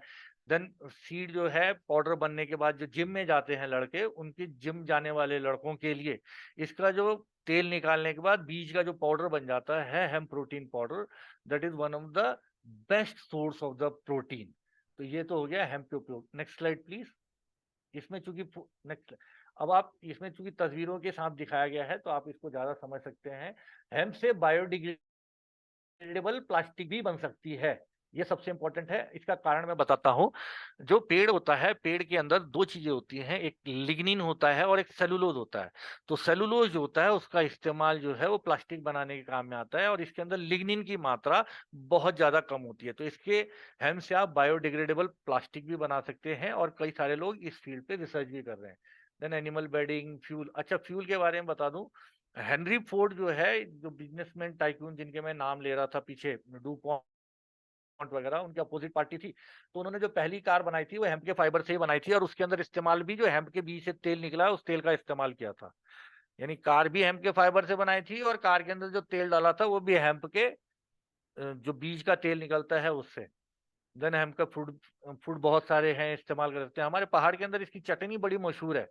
उसका सिंपल सा कारण ये है कि हमारे बुजुर्गों को मालूम था कि इसकी प्रोटीन जो, एक्चुअली 20-21 साल के बाद आदमी को प्रोटीन की उतनी जरूरत रहती नहीं है, लेकिन थोड़ी जरूरत हो जाती है। लेकिन इसका जो प्रोटीन है बहुत इजीली डाइजेस्टेबल है, ओमेगा 3 और ओमेगा की 6 के साथ बहुत इजीली डाइजेस्टेबल है। इसलिए कुमाऊं का जो पूरा पहाड़ी इलाका है वहां पे सब लोग खाने में जरूर भांग की चटनी का इस्तेमाल करते हैं। देन मैंने बताया इसका रेशा विश्व का सबसे मजबूत रेशा होता है, तो मेट्रेसेस वगैरह भी बन सकती है। देन बॉडी की दवाई वगैरह, स्प्रे वगैरह भी बन सकते हैं। टेक्सटाइल क्लोथिंग भी हो सकती है। मैंने बताया हेम्पीट से मकान बन सकते हैं। दवाइयां आयुर्वेदा फार्माकोपिया में ऑलरेडी 190 से ज्यादा दवाइयां लिखी हुई हैं। साथ ही साथ अमेरिका ने 4 दवाइयां पेटेंट कर लिए हैं। यानी कि दवाई बनती है, अमेरिका का काम ये पेटेंट वहां कर लेगा, लेकिन इंडिया के अंदर मैन्युफैक्चरिंग के लिए वो इंडिया में ही आना पड़ेगा। तो अपनी आंख और कान खुले रखें, जो बिजनेसमैन वगैरह जो है ये सुन रहे हैं, जल्दी ही दवाइयों का बहुत बड़ा बिजनेस है। चलिए इसके अंदर देखते हैं। जो उसका जो पत्ता है, यानी कि जो मैंने बोला था 100 से अधिक कैनाबिनॉइड पाए जाते हैं, तो उनमें से कुछ एक के नाम मैंने यहाँ पे दे रखे हैं। CBDA, CBG, CBGA, CBC, CBCCA, delta 9 THCA, delta 9 THC, delta 8 THC, THCB, ऐसे 100 से अधिक हैं। और इन किस किस बीमारियों में काम आते हैं जो अभी तक सिद्ध हो चुकी हैं। केवल पेटेंट कराना आप जैसे विद्वान लोगों की जरूरत है। हम तो बुजुर्ग हो गए हैं भाई। अब जो नई जनरेशन है वो इसके ऊपर मेहनत करे, काम करे, पैसा बनाए, हमारे उत्तराखंड को धनी बनाए लोग। एंटी बैक्टीरियल है, कैंसर सेल की जो ग्रोथ होती है उसको रोकता है। ब्रेन की डिजेनरेशन होती है, हमारे जो बूढ़े लोग होते हैं उनकी याददाश्त कम होने में लगी हुई है, या अल्जाइमर डिजीज है, हाथ कांपते रहते हैं, वो वाली बीमारियां हैं। बोन ग्रोथ को प्रमोट करता है। जो सीजर्स होते हैं, यानी कि जो मिर्गी में बच्चे गिर जाते हैं, बहुत मिर्गी की बीमारी होती है, खड़े खड़े गिर जाते हैं, उसकी दवाई पेटेंट हो चुकी है। ब्लड शुगर को, लेवल को रिड्यूस करता है, हमारे इम्यून सिस्टम को ठीक करता है। देन सूजन वगैरह जो अंदर की चोट होती है उसको ठीक करता है, आर्टरी की ब्लॉकेज को निकालता है। अब आप सोचिए कि जो भारतवर्ष की सबसे मेजर प्रॉब्लम दो है, ब्लड प्रेशर और हार्ट अटैक, और शुगर की बीमारी। वर्ल्ड का कैपिटल है भारतवर्ष ब्लड शुगर के लिए, और हार्ट अटैक से भी भारतवर्ष में बहुत लोग मरने लगे हैं। ये दोनों बीमारियों में इसका इलाज है। देन स्मॉल इंटेस्टाइन की बीमारियों में, देन वोमिटिंग और नोजिया, यानी कि जो जिनका कैंसर का इलाज चल रहा है और उनको खाना नहीं खाना जाता है, एचआईवी का इलाज चल रहा है उनको खाना नहीं खाया जाता है, तो उसमें है। देन पेन को रिड्यूस करता है। एंग्जाइटी जो होती है, मतलब बेचैनी, बेचैनी आज की तारीख में बहुत लोगों को एंग्जाइटी वगैरह हो गया, मसल स्पैम, ट्रैंकुलाइजर है ये, सोरासिस को ट्रीट करता है। यानी कि ये बहुत सारी बीमारियों के अंदर नोन है ये तो नोन है। और बहुत सारी चीजें जो हैं अभी तो पता ही चला है कि भांग जो है एंडोकैनाबिनॉइड सिस्टम पे असर डालता है। हमारे जो युवा वैज्ञानिक हैं वो निश्चित रूप से इसके ऊपर और आगे शोध करेंगे। आगे बढ़ते हैं, नेक्स्ट स्लाइड प्लीज। अब मैं थोड़ा सा इसकी उपयोगिता के ऊपर बात कर लेता सर हूँ। सॉरी टू इंटरप्ट हाँ ओजा सर। हाँ। हमारे पास लास्ट 10 मिनट्स हैं, मतलब आपके प्रेजेंटेशन के लिए। उसके बाद हम लोग क्वेश्चन आंसर पे जाएंगे। तो हम लोग बेसिकली अभी हम लोग ये चाहते हैं कि उत्तराखंड में क्या हो रहा है इस पे। बेसिकली अभी हम लोगों को बहुत ज़्यादा ओवरव्यू मिल गया है और बहुत अच्छे से आपने सारी चीज़ों को बताया है सर।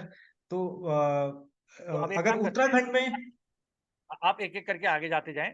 ये जो जी है जी जी। कंपैरेटिव चार्ट है। ये कंपैरेटिव चार्ट का मतलब है कि प्रोडक्शन पर एकड़, यानी कि भांग से 300 गुना ज्यादा रेशा पैदा हो सकता है, गर्मी 400 गुना ज्यादा है, वाटर 400 गुना ज्यादा एब्जॉर्ब करता है, इसकी मजबूती 300 गुना ज्यादा है। ये कॉटन से कंपेयर किया जा रहा है। भारतवर्ष में आज 6% जमीन पे कॉटन उगाया जाता है और आने वाले भविष्य में भारतवर्ष की कम से कम 10% जमीन पे भांग उगाया जाएगा।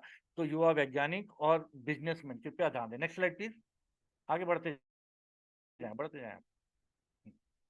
ये कागज बनाने वाले में है।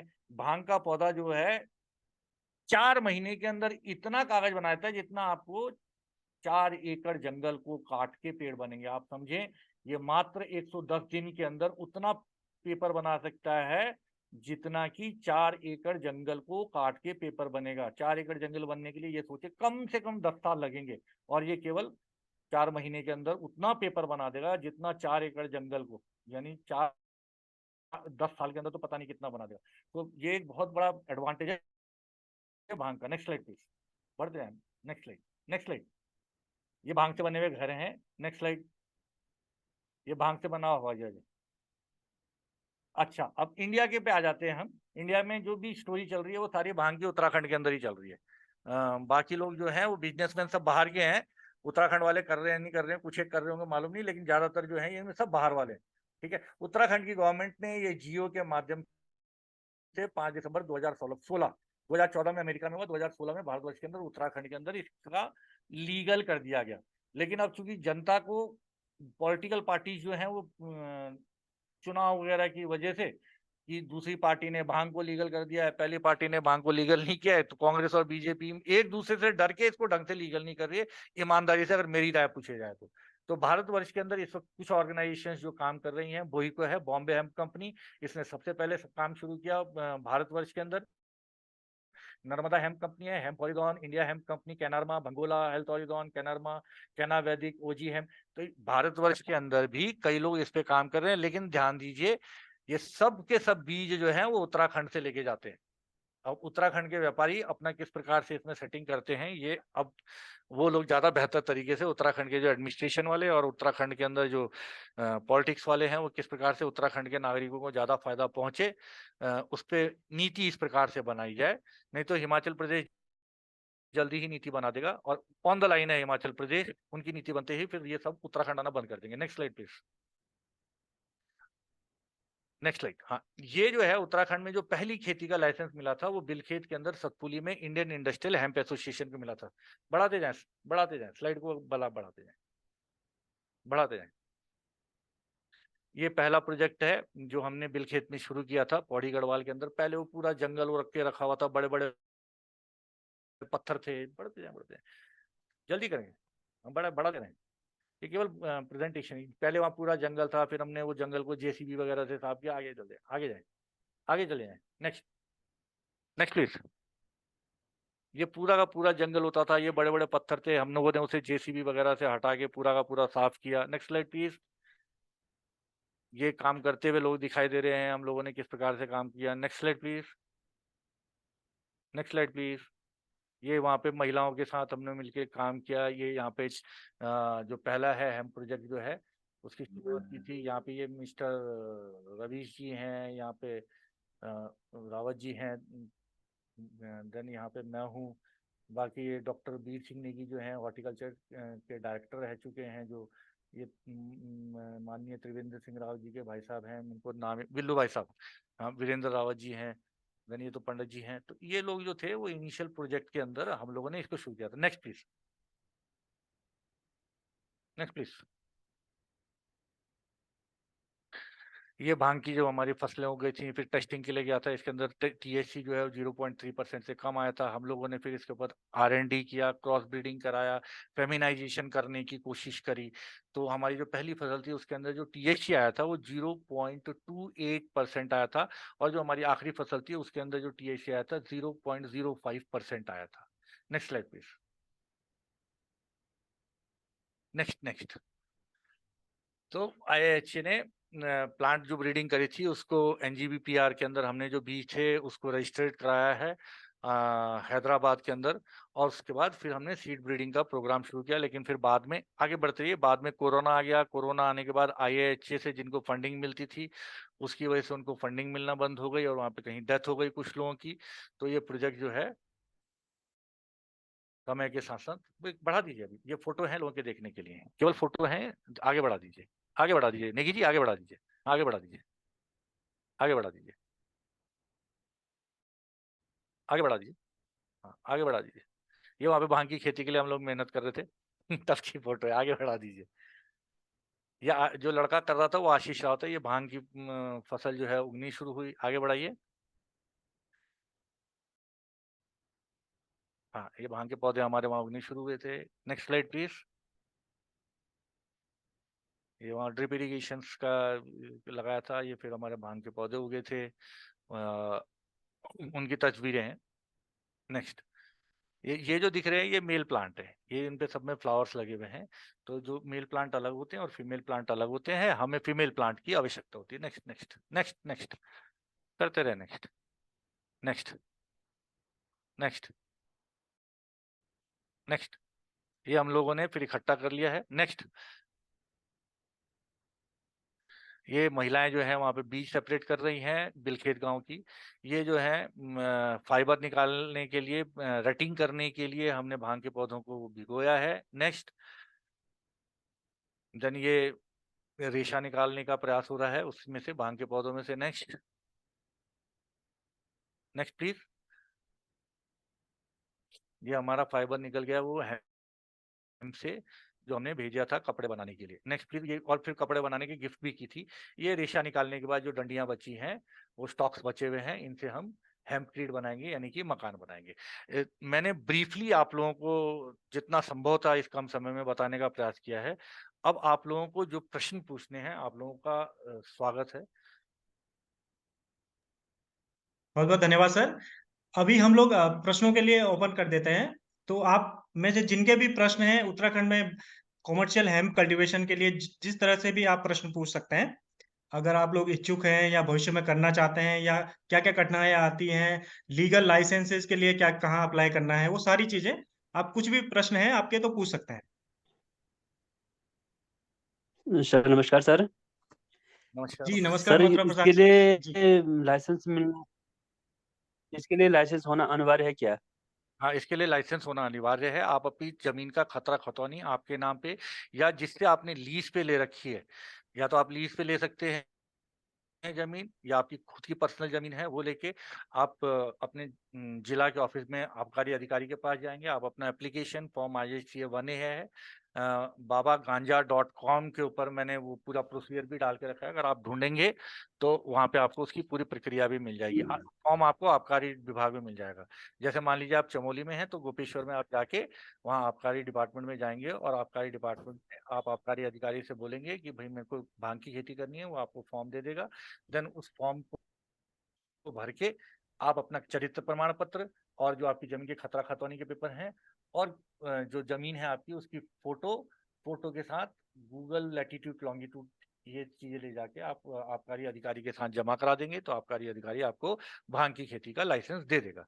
अभी नई पॉलिसी जल्दी आने वाली है, और मैं आशा करता हूं आने वाले 3-4 सालों के अंदर लाइसेंस लेने की भी आवश्यकता नहीं रह जाएगी, जिस हिसाब से इसके बारे में अधिक से अधिक जानकारी लोगों तक पहुंचती जाएगी। सर हेलो इसका बीज कहाँ वर्तमान उपलब्ध हो पाएगा? में लाइसेंस लेना पड़ेगा आपको। हेलो। हाँ, तभी बीज मिलेगा? हाँ तभी बीज मिलेगा। अच्छा जी सर, धन्यवाद सर। हेलो। जी सर। नमस्कार। नमस्कार सर, नमस्कार। ओझा जी नमस्कार, मैं BPS रावत बोल रहा हूँ। सर नमस्कार और ठीक क्या है हाल है? बहुत समय बाद बढ़िया बात हो है। रही है। हाँ, बढ़िया सर, बढ़िया। बहुत समय बाद बात हो रही है आपके, तो मैं बाघाट प्रोजेक्ट देखने भी नहीं आ पाया उस समय। और मुझे खुशी है कि आज आपका जो विषय है गंभीर विषय है, बहुत गंभीर विषय है। और मुझे लगता है कि वास्तव में, लेकिन एक चीज मैं पूछना आप विशेष रूप से चाह रहा था, क्योंकि आज तो ये सेशन, ये क्वेश्चन आंसर का है कि ये खेती, मतलब चाहे आपने प्रयोगात्मक रूप से भी किया हो या उसके बाद आपने जो बाघाटो प्रोजेक्ट बनाया, इससे आगे क्यों नहीं बढ़ पाया यार? क्यों इसमें आगे प्रोग्रेस नहीं हो पा रही है? सर ये बहुत महत्वपूर्ण सवाल है और इसके पीछे खाली एक कारण नहीं है, इसके पीछे कई सारे कारण इन्वॉल्व रखे हैं। पहला कारण तो यह है कि 0.3% से कम के टीएचसी के बीज बहुतायत में उपलब्ध नहीं है। ओके। यानी कि वो भांग जिसकी खेती की सरकार ने इजाजत दे रखी है, 0.3% कम के टीएचसी वाले भांग की बीज उपलब्ध नहीं है। एक ओके। उसका ओके। आयात करने के, अगर आप उसको आयात करना चाहते हैं तो भारत सरकार ने उसके आयात के ऊपर भी प्रतिबंध लगा के रखा हुआ है। यानी हम्म। सीड्स में कोई बदलाव नहीं किया गया है, जिसकी वजह से लोग सीड्स को इंपोर्ट भी नहीं कर पाते हैं। चलो, अगर आप सरकार से परमिशन लेके आपने इंपोर्ट कर भी लिया तो वो क्वारंटाइन में पड़ा रहेगा 3 महीने, 4 महीने, 6 महीने, तो बीज की जो वायबिलिटी होती है वो कम होने लग जाती है। अभी आज की वो तारीख खत्म में हो जाएगी। के अंदर मेरी जानकारी के हिसाब से 45 से ज्यादा किसानों के पास भांग की खेती का लाइसेंस है। कुछ लोगों ने फ्रांस से भी बीज मंगा के करने की हम्म। कोशिश की, पर उनका वो प्रयोग इसलिए असफल रहा क्योंकि वहाँ की टोपोग्राफी अलग है और यहाँ की टोपोग्राफी अलग है, और R&D कोई कुछ कर नहीं रहा है। हम्म। हम इंस्टीट्यूशन है और कर रहे हैं तो मेरे संज्ञान में उतना अधिक नहीं है। वैसे मेरी जो खबर है कि हिमाचल प्रदेश के अंदर उन्होंने बीज तैयार कर लिए हैं और लोगों को बेच भी रहे हैं, वो 150-200 रुपए किलो के हिसाब से। हाँ, नहीं, मैं इसलिए कह रहा हूँ ना, देखिए आप जब से काम कर रहे हैं, मुझे बहुत बड़ी उम्मीद थी जब हरीश रावत जी ने इस पद्धति को लाने की कोशिश की या इसमें जितनी बाधाएं थी उनको दूर किया। लेकिन अब सवाल ये होता है कि अगर हमारे यहाँ ये बहुत बढ़िया हो सकता है, तो पहाड़ के खासकर जो खाली गांव हो गए हैं, बंजर खेती हो गई है, बंजर जो जमीन हो गई है, उसमें तो ये जो है मेरे ख्याल में हीरे की ऐसी खान होती जिससे जो है पहाड़ के लोगों को कुछ करने की जरूरत ही नहीं थी। सर, अगर एडमिनिस्ट्रेशन और जो पॉलिटिकल विल पावर और ढंग से होती तो उत्तराखंड को आयात करने पड़ते आदमी काम करने के लिए, इतने इतने बिल्कुल। ज्यादा रोजगार लग जाते। लेकिन वो बिल्कुल सही। political और एडमिनिस्ट्रेशन को साथ में मिलके अगर इस प्रोजेक्ट को लेके कि कोई एक सर्टेन डिपार्टमेंट बना के हॉर्टिकल्चर को दिया गया था ये काम कि इसको लेके आगे बढ़ना है और किसानों की हैंड होल्डिंग करनी है, पहले उनकी ट्रेनिंग करानी। अब एक बजट लागू कर देते कि हाँ भाई, एक साइड में मान लीजिए पौड़ी है, पौड़ी के अंदर नया नदी के किनारे किनारे जो है, एक किनारे से शुरू कर देते किसानों को ट्रेनिंग देना, तो आज की तारीख में कम से कम 50-60 हजार नाली के ऊपर हो रही होती। और जब 50-60 हजार नाली के ऊपर हो रही होती तो कपड़े भी बन रहे होते और मकान भी बन रहे होते। लेकिन बिल्कुल। इसमें बिल्कुल। सहयोग उतना जरूरी है। बिना सरकार के सहयोग के, जिसको सरकार ने बाई फोर्स बंद करके तो रखा 1985 से, लेकिन जब शुरू करा तब सरकार ने कोई सहायता नहीं। सरकार की भी तो सहायता जरूरत है नहीं, ना मतलब सर। सारा ऐसा है ना कि क्योंकि इसमें इसमें सारी डिपेंडेंसी गवर्नमेंट की है, क्योंकि जो है प्रतिबंधित खेती थी। अगर इसको बाधा दूर नहीं की गई तो हमारा या आज आपने जो विषय शुरू किया है, इसको शुरू करके या हमको सुनने का कोई फायदा तो होगा नहीं। मैं इसलिए कह रहा हूँ ना, देखिए आपने तो अपना सारा ज्ञान जितना आपने, ओझा जी, वहां बागान से लेकर के या सरकारों के साथ जितना मेल मिला करके आपने काम किया, या जिन लोगों ने यहाँ उम्मीद की कि साहब हम कोई इंडस्ट्री इसकी लगाएंगे, तो दिक्कत ये होती है कि हमारा, अगर सरकार इसमें कुछ कर नहीं रही है, कर नहीं पा रही, तो फिर हम इस नॉलेज को लेकर करें क्या? मैं अगर जो मैं है अमेरिका जैसी सरकारों ने अपने यहाँ खोल दिया मैं अपने इसको। स्तर पे जो मेरे पास जी। 5-6 बीज पड़े हुए हैं 0.3% से कम वाले। अब जी। आप जैसे जो प्रबुद्ध लोग हैं वो क्या करेंगे, अपने पॉली हाउस के अंदर आधा किलो बीज से 10 किलो बीज बनाएंगे। तो अब जब ठीक। हमें अपने स्तर पे काम करना है तो हम वैसे ही कर रहे हैं। हमने एक दूसरी जगह है बागेश्वर में, वहां पे अब सीड ब्रीडिंग का प्रोग्राम चला के रखा हुआ है हमने। देन हम प्लान कर रहे हैं नैनीताल जिले के अंदर सीड ब्रीडिंग का प्रोग्राम करने के लिए। अगर यही काम सरकार करती तो बड़े स्तर पे कर सकती है, और बट हम निचोड़। एज ए इंडिविजुअल बहुत स्तर पे कर सकते हैं। और अगर आपको किसी कपड़े की भी फैक्ट्री लगानी है तो कम से कम 50-60 हजार नाली पे तो खेती हो रही हो, तभी तो प्रदेश ही निकलेंगे उतने कि सही 24 बात। घंटे बनाने वाली फैक्ट्री चल सके। अब हम जी। जैसे छोटे स्तर के आदमी, हम बहुत छोटे लोग हैं, जब सरकार की बात होती है, राज्य की बात होती है, तो इंडिविजुअल तो कोई मायने ही नहीं रखता। तो इसलिए हम्म। जब सरकार अपना होल्डिंग हैंड नहीं करती है, सरकार हाथ नहीं पकड़ती है किसानों का, तब तक उत्तराखंड इस क्षेत्र में ऑलमोस्ट इम्पॉसिबल है। हाँ, 10-15 साल में धीरे धीरे धीरे धीरे हम जैसे लोग, आप जैसे लोग 5-5 किलो 2-2 किलो बीज ले जाके फिर बना के बाकी किसान मित्रों को बांटें, फिर उन किसानों से खरीदें, अपना फार्मर्स एग्रीकल्चर ग्रुप्स वगैरह बना के, सोसाइटीज बना के, एसएचजीज बना के, तो हम तो वैसे ही कर सकते हैं। तो हम वैसे अभी लगे हुए हैं, अनवरत ये प्रयास हमारा जारी है। मेरे को किसान मिलते हैं, उनको जो भी बीज जो उगाए हैं वो दे देता हूँ कि भाई आप उगा सकते हो तो उगाएं। तो हम अपना प्रयास कर रहे हैं, लेकिन जब तक सरकार सहायता नहीं करेगी बहुत समय लग जाएगा। तो वो तो क्या आप स्वयं में कर रहे हैं इसका बीज बीज उत्पादन? मैं क्रॉप ब्रीडिंग कर रहा हूँ इसकी, कुछ और लोग भी कर रहे हैं सीड्स की ब्रीडिंग। यही छिंदवाड़ा में? छिंदवाड़ा में नहीं सर, मैं तो बागेश्वर में कर रहा हूँ। अच्छा, बागेश्वर हैं आप? अभी मैं कल बागेश्वर निकल भी रहा हूँ। अच्छा अच्छा अच्छा, ठीक ठीक ठीक, चलिए फिर मुलाकात होगी लंबा समय, और लोग भी हैं और लोग भी बात करेंगे। हेलो और किसी का कोई प्रश्न है? हेलो। Yes please. हाँ रावत साहब बोलिए। हाँ जी, मैं एक चीज बता रहा था, जैसे हम लोगों के अपने फार्म वगैरह है, एप्पल वगैरह के फार्म है, हम इनको उसके बीच में लगाते हैं, मान लीजिए हेम्प वगैरह को, तो हमारे को सॉरी मैं बीच में कोई फोन की वजह से बहुत सारी चीज सुन नहीं पाया मैं आपकी, तो मैं तो स्पेशली आज आपका सुनने के लिए तो बड़ा व्याकुल था। जैसे हम अपने फार्म में इनको लगाते हैं, मान लीजिए कोने कोने में लगाते हैं, तो हमारे को क्या इससे कोई डिजीज का बेनिफिट, या जैसे इसमें आता है कई चीजों में, जैसे गेंदे में आता है, कोई ऐसा बेनिफिट भी हो सकता है कि भाई डिजीज पेस्ट वगैरह का, या जैसे इसके पत्ते जमीन में गिरेंगे तो कोई न्यूट्रिशन वगैरह का कोई स्पेशल इसका बेनिफिट मिल सकता है हमको?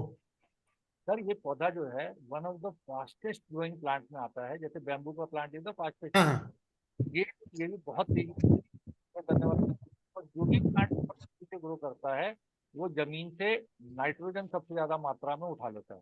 तो अगर आपको ये करना है कि पल्सेस वगैरह के साथ लगाना है, जो सॉइल के अंदर नाइट्रोजन छोड़ते हैं, जो हमारे पल्सेस हैं, दाल वगैरह होती हैं, जिनके रूट्स के अंदर आयरन वगैरह काम करते हैं, हेलो। उस काम के लिए अगर आपको इसको लगाना हाँ है, सर जी। के साथ ये बहुत अच्छा होता है। और चीन में मकई के साथ इसका काफी बड़े स्तर पे उपयोग हो रहा है और खेती भी इसकी की जा रही है। आज की तारीख में विश्व में चीन जो है वो सबसे ज्यादा भांग का उत्पादन कर रहे हैं, और भांग के रेशा जो इंडिया में भी कपड़े बन रहे हैं वो चीन से इंपोर्ट करके बनाए जा रहे हैं। अगर वो भारतवर्ष में हो रहे होते तो भारतवर्ष में मार्केट आज की तारीख में बहुत बड़ा है। अरविंद मिल्स वगैरह जो है उन्होंने लोगों को फंडिंग भी किया है कि भांग की खेती करके आप हमें रेशा प्रोवाइड कराएं।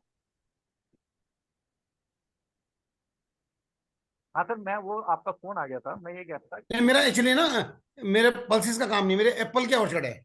वो एप्पल के ऑर्चिड में एप्पल के मेरे आपको बगीचे फिर हैं। अगेन उसकी रिसर्च करनी पड़ेगी। मेरे विचार से एप्पल के ऑर्चिड में इसका कॉम्बिनेशन सही नहीं बनेगा, क्योंकि इसको धूप ज्यादा नहीं मिल पाएगी, क्योंकि बहुत फास्ट ग्रो होता है, तो ये भी ग्रो नहीं होगा, और आपकी सॉइल से नाइट्रोजन भी वो खींचता रहेगा हेम्प का पौधा। दूसरा मेरे पेड़ को भी डोमिनेट कर देगा, इसकी हाइट बहुत बढ़ती है।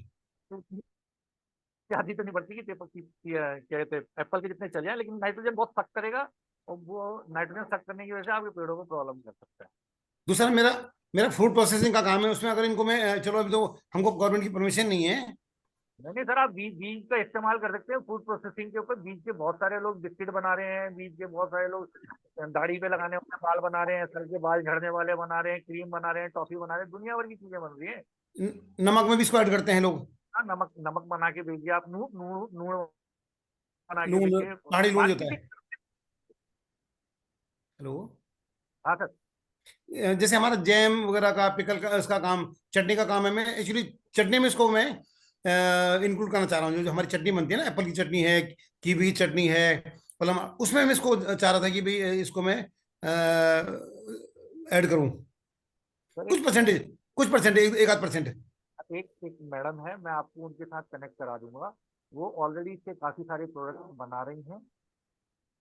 और एक मैडम है, वो उन्होंने पुणे के अंदर कैफे खोल के रखा हुआ है, और इनके फूड प्रोडक्ट्स को वहाँ पे बेच रही हैं अपने कैफे के अंदर। तो मैं उन दोनों को आपको कनेक्ट करा दूंगा, तो उनके साथ आप क्या प्रोडक्ट आपको बेच सकते हैं और उसके अंदर क्या क्वालिटी है, तो वो लोग आपको ज्यादा कर सकेंगे, क्योंकि मैं थैंक यू। वाला आदमी हूँ, मैं बिजनेस वाले पोर्शन को ज्यादा आपको कनेक्ट कर दूंगा उन लोगों से। ओके, थैंक यू, हमें ये चाहिए। थैंक यू ठीक है। उसके अलावा इससे पहले उन्होंने जो बात, आप लोगों का जो डिस्कशन हुआ है ना, ब्रजभूषण शर्मा सिंह जी का आपको जो डिस्कशन हुआ है ना, जी सर जी। उसमें जैसे बोल रहे थे कि उत्तराखंड में क्यों कोई चीज नहीं हो पा रही, हमारे उत्तराखंड तो संभावना से भरा पड़ा है। हमारी गवर्नमेंट की अगर विल होती, अब आपकी भांग वाली बात करना चाह रहे हैं, किस किस फील्ड में हम आगे आज तक गए हैं? ये सिर्फ हमारी गवर्नमेंट की जो विल पावर नहीं है कि किसी भी व्यवस्था को नहीं कर पा रहे हैं लोग। नहीं तो हम तो, हमारा स्टेट तो संभावना से भरा पड़ा है। सर अब आज तो नहीं है, लेकिन मैं नेगी जी से फिर भविष्य में बात करूंगा कि यहाँ पे कौन कौन सी औषधियाँ होती हैं, उन औषधियों के ऊपर भी प्रकाश डालेंगे और किस प्रकार से हमारे जो बच्चे 10वीं और 12वीं में पढ़ रहे हैं उनको इसका ज्ञान हो। Absolutely lovely. A very good morning to all of you. Today's morning is very, very. हाँ, गुड मॉर्निंग चाबी जी। जी हेलो। बोलिए बोलिए छवि जी। ओह आई एम सॉरी, मैंने गलती से एक्चुअली अनम्यूट कर दिया अपने आप को, बट मुझे बस एक सवाल पूछना था। मैंने एक्चुअली बीच में ज्वाइन किया, लिंक मैं कनेक्ट नहीं कर पा रही थी। तो विनोद जी, मुझे जानना था कि आपने कहा कि आपको फीमेल प्लांटेशन का ज्यादा जरूरत पड़ती है, तो उसका रीजन मैं जान सकती हूँ कि फीमेल प्लांटेशन की ज्यादा जरूरत क्यों पड़ती है? कहने का मेल फीमेल प्लांट अलग होता है। जो फीमेल प्लांट होता है उसकी हाइट ज्यादा होती है। एक, हाइट ज्यादा होने की वजह से फाइबर की क्वांटिटी ज्यादा निकलती है और स्टॉक की ज्यादा क्वांटिटी निकलती है। दूसरा, फीमेल प्लांट के ऊपर ही इसके सीड्स डेवलप होते हैं, यानी फ्रूटिंग भी जो होती है वो फीमेल प्लांट की होती है, जो ऑयल निकालने के काम में आती है। जो मेल प्लांट होता है उसकी लाइफ भी कम होती है और हाइट भी कम होती है, और वो फाइबर भी ज्यादा नहीं दे पाते हैं और स्टॉक भी ज्यादा नहीं दे पाते हैं। इसलिए फीमेल प्लांट आने वाले भविष्य के अंदर आप देखना, कुछ जी। टिश्यू लैब तो सिर्फ इसलिए खुले होंगे जो केवल हेम्प के पौधे बेचे होंगे, छोटे छोटे 2-2 रुपए के। नहीं, क्योंकि मैंने काफी साल पहले कुछ hemp के यार्न खरीदे थे मैंने वीविंग के लिए। हाँ हाँ। तो उनमें मेरे को याद है कि वो उस वक्त आई थिंक मैंने 2015 या 16 में खरीदे थे कुछ हेम्प के इंडिगो डाइड यार्न्स थे वो, और काफी एक्सपेंसिव थे उस वक्त, और उनमें से अभी भी मेरे पास कुछ कुछ रखे हुए हैं। तो मेरे को उस वक्त नहीं मालूम था कि हेम्प का इतना पॉसिबिलिटीज हैं। एंड मुझे एक और बात जाननी थी कि आपने जो इतने सारे प्लांटेशंस जो लगाए हैं, उनका अभी फाइनल एंड यूज क्या हो रहा है? मतलब उनका एंड यूज आपके एंड पे आप उसको किस तरह से यूटिलाइज कर रहे हैं? हेलो। शायद ओझा जी का कुछ कनेक्शन में इश्यू है। हाँ, मुझे भी यही लग रहा है। जी जी। जी जी जी। छवि जी थैंक यू। आप एक बार ना अपना क्वेश्चन चैट बॉक्स में भी डाल के रखिए, जी और बिल्कुल अभी फिर से कनेक्ट होते हैं तो हम लोग फिर से पूछ सकते हैं उनको। बिल्कुल बिल्कुल। जी, जी जी। Thank you. ओझा सर।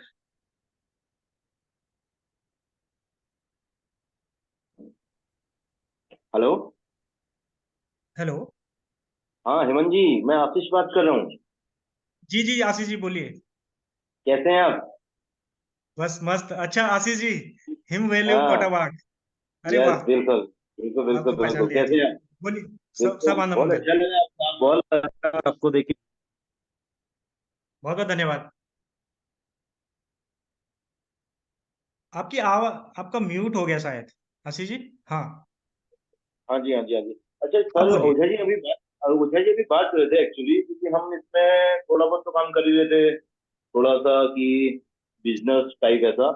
तो हमें इसके सीड प्रोडक्शन में जाना था नेगी जी। तो जी जी इसके लिए नैनीताल में वो बात कर रहे थे, तो नैनीताल में हम ऑलरेडी बैठे हुए हैं कोटाबाग में। कोटाबाग प्रोडक्टिविटी के लिए सबसे बढ़िया जगह है एग्रीकल्चर की, बिल्कुल बिल्कुल। और अपना थोड़ा बहुत एक्सपीरियंस जो है एग्रीकल्चर का, तो उसके थ्रू हम उसे इम्प्लीमेंट करना चाह रहे थे। तो उसमें कैसे हम इम्प्लीमेंट करें, मुझे इससे कनेक्ट करना था, और आप कैसे हो? थोड़ा 1-2 मिनट वेट करते हैं ओझा जी का। और एक चीज मैं थोड़ा सा कहना चाहूंगा। अभी अल्मोड़ा में द बिग हाँ भांग थ्योरी करके आशीष वो है आशीष काकीरवाल जी। वो द बिग भांग थ्योरी करके उनका एक ब्रांड है, और वो सिर्फ भांग के ही बीजों पे काम कर रहे हैं। उनके बहुत सारे प्रोडक्ट उन्होंने बनाए हैं। अभी मुझे वो इंडो हिमालयन एक्सपो में मिले थे हरिद्वार में, और बहुत ही अच्छी रेंज उन्होंने प्रोडक्ट्स की भांग के प्रोडक्ट्स की निकाली है। तो एक बार मैं उनका नंबर आपके साथ शेयर करूंगा। आप क्या नाम उनसे बताया? पक्का कांटेक्ट करिए। आशीष काकीरवाल जी हैं वो, द बिग भांग थ्योरी के ओनर। और दोनों हस्बैंड वाइफ ने ये स्टार्टअप शुरू किया है अभी कोरोना काल में। बेसिकली एक IIM कोझीकोड से पास आउट है, और अल्मोड़ा के रहने वाले बेसिकली। बहुत अच्छा उन्होंने स्टार्टअप शुरू किया है। मैं आपको नंबर शेयर करूंगा। अभी हमारे साथ विनोद ओझा जी जुड़ गए हैं सर। अभी हमारे साथ हाँ आशीष जी हैं किंग्स वैल्यू कोटाबाग से। उनका प्रश्न जी है जी, कि क्या हम इसके सीड प्रोडक्शन में जा सकते हैं नैनीताल में? बिल्कुल जा सकते हैं। आवाज आ रही है मेरी? जी हाँ सर, जी, जी हाँ जी, सर। थोड़ा सा वॉइस का थोड़ा सा वो हो रहा है कुछ माइक का। हाँ हाँ जी, अभी आ रही है। हाँ जी, हाँ जी, हाँ अभी बिल्कुल जी। सर, बिल्कुल। हाँ, तो जो हेम्प के सीड का बिल्कुल हो सकता है, कहीं पे भी ब्रीडिंग हो सकती है, बट ये कंडीशंस ये हैं कि अगर साल में आपको 3 फसलें उगानी है तो आपको हाईटेक पॉली हाउस इस्तेमाल करना पड़ेगा, नहीं तो आप नॉर्मल पॉली हाउस का इस्तेमाल कर सकते हैं। क्यों पॉली हाउस में इसकी सीड ब्रीडिंग हो सकती है? अ, आवाज आ रही है ना जी, मेरी? बिल्कुल हाँ सर, जी, बिल्कुल। बिल्कुल, बिल्कुल। हाँ, इसकी पॉली हाउस में ही क्यों ब्रीडिंग करनी पड़ती है? क्योंकि इसका मेल और फीमेल प्लांट जो है वो अलग अलग होता है, पॉलिनेटर। जिसकी है हाँ, जिससे कि क्रॉस पॉलिनेशन होने की वजह से टीएचसी की मात्रा जो है वो घट और बढ़ सकती है। तो सरकार की बिल्कुल, कंडीशन ये है कि 0.3% से कम का टीएचसी होना चाहिए। तो आपको उसके लिए पॉली हाउस के अंदर ही करना पड़ेगा। अगर आप हाईटेक पॉली हाउस बनाते हैं, यानी कि टेम्परेचर एंड लाइट कंट्रोल हो सकती है उसके अंदर, तो आप साल में 3 फसलें भी निकाल सकते हैं। 3 फसलें निकाल सकते हैं। इसकी यील्ड का कुछ, अगर हमें यील्ड का भी हमें पता चल सकता है सर, कितने हेक्टेयर में और कितना yield, या एकड़ के हिसाब से कुछ इसके देखिए फाइबर का। हाँ मैं समझाता हूँ आपको। इसकी खेती थोड़ा सा टेक्निकल टाइप की इसलिए हो जाती है क्योंकि अगर हम इसकी बीज के लिए खेती कर रहे हैं तो जो पौधे हैं वो ज्यादा दूरी के ऊपर लगाते हैं, और अगर हम इसके फाइबर के लिए खेती कर रहे हैं तो पौधे जो हैं बहुत पास पास लगाते हैं, जिससे कि वो ज्यादा सूरज की रोशनी को लेने के लिए ज्यादा तेजी से हाइट गेन करने की कोशिश करे और हमको फाइबर ज्यादा मात्रा में मिल जाए। और बीज वाली कंडीशंस के अंदर क्या है कि हम पौधे को ज्यादा से ज्यादा फैलाना चाहते हैं, तो हमें ताकि ज्यादा से ज्यादा उसके गुच्छे मिल सकें, उसका जो हेम्प के जो फ्लावर्स होते हैं वो मिल सकें। तो अगर आप फाइबर के लिए खेती कर रहे हैं तो कुछ और रिजल्ट्स आएंगे आपके, अगर आप सीड के लिए खेती कर रहे हैं तो कुछ और रिजल्ट्स आएंगे। तो ये टेक्निकल चीज जो है हम या दोनों के लिए कर रहे हैं, यानी 3 प्रकार की बिल्कुल, खेती हो सकती है, केवल फाइबर के लिए, फाइबर और बीज के लिए, और केवल बीज के लिए। तो तीनों में अलग बिल्कुल। अलग प्रकार की होगी, यील्ड आएगी। मेरा नंबर आप उनसे ले लीजिएगा तो मैं आप उसको आपको डिटेल बना के भेज दूंगा। ओके, ओके, ओके, धन्यवाद सर, धन्यवाद, धन्यवाद। धन्यवाद आशीष जी। नहीं, छवि जी, अभी आपका मैं तो प्रश्न था? मैं हाँ चाहता जी, हूं कि अधिक से अधिक युवा इस क्षेत्र में आए और अधिक से अधिक लोग खेती करें। खेती करेंगे तो रोजगार सृजित होंगे, रोजगार सृजित होंगे तो धन का आगमन होगा, और धन का आगमन हो तो पहाड़ की समृद्धता बढ़ेगी। तो इसके लिए मैक्सिमम लोग बिल- चाहिए जो इसकी खेती करें, बिल्कुल, है बिल्कुल, ना? हम इसी कार्य में प्रयासरत हैं सर। थोड़ा सा जो भी हमसे एफर्ट होते हैं, तो एग्रीकल्चर ही पास आउट है हम। 2000, ये नेगी जी हमारे सीनियर्स हैं थोड़े से। तो हम कर रहे हैं यहाँ पर अपने स्टार्टअप काफी 2014 से। और तो किसी का कोई अभी प्रश्न है? आपका नंबर लेके इनसे बात करते हैं सर। धन्यवाद। ठीक ठीक है, ठीक। और किसी का कोई प्रश्न है? जी हाँ जी सर, नमस्कार। अच्छा, नमस्कार सर। देवेंद्र नायल बोला अल्मोड़ा से। हाँ नयाल जी, नमस्कार। सर आपने जो बताया ना मेल और फीमेल, जी, तो कितने मेल पर कितना ना कितने फीमेल पर कितना मेल होना चाहिए? कितने? एक मेल जो है 50 से 60, एक मेल जो है 50 से 60 फीमेल को वो कर देता है, मतलब बीज बनाने के लिए रेडी कर देता जी, पॉलिनेशन के लिए काफी है है। मतलब। हाँ हाँ हाँ, एक मेल बहुत है। लेकिन क्या करते हैं, जब हम इसके बीज बो देते हैं, बोने के पश्चात अ, जब वो पौधे बड़े होने लग जाते हैं और हम आइडेंटिफाई कर लेते हैं कि ये मेल है ये फीमेल है, तो हम मेल को, अधिकतर मेल को उखाड़ के फेंक देते हैं, केवल कुछ ही को, यानी 50-60 फीमेल प्लांट में एक मेल को छोड़ देते हैं खेत में। पता तो तभी चलेगा जब उसको फूल आएगा कि एक मेल है हाँ, जल्दी पता चल जाता है, उसके बर्ड्स है ना? वगैरह से ना पता चल जाता है। तो पोली तो हाउस जब, होना मस्ट है इसके लिए?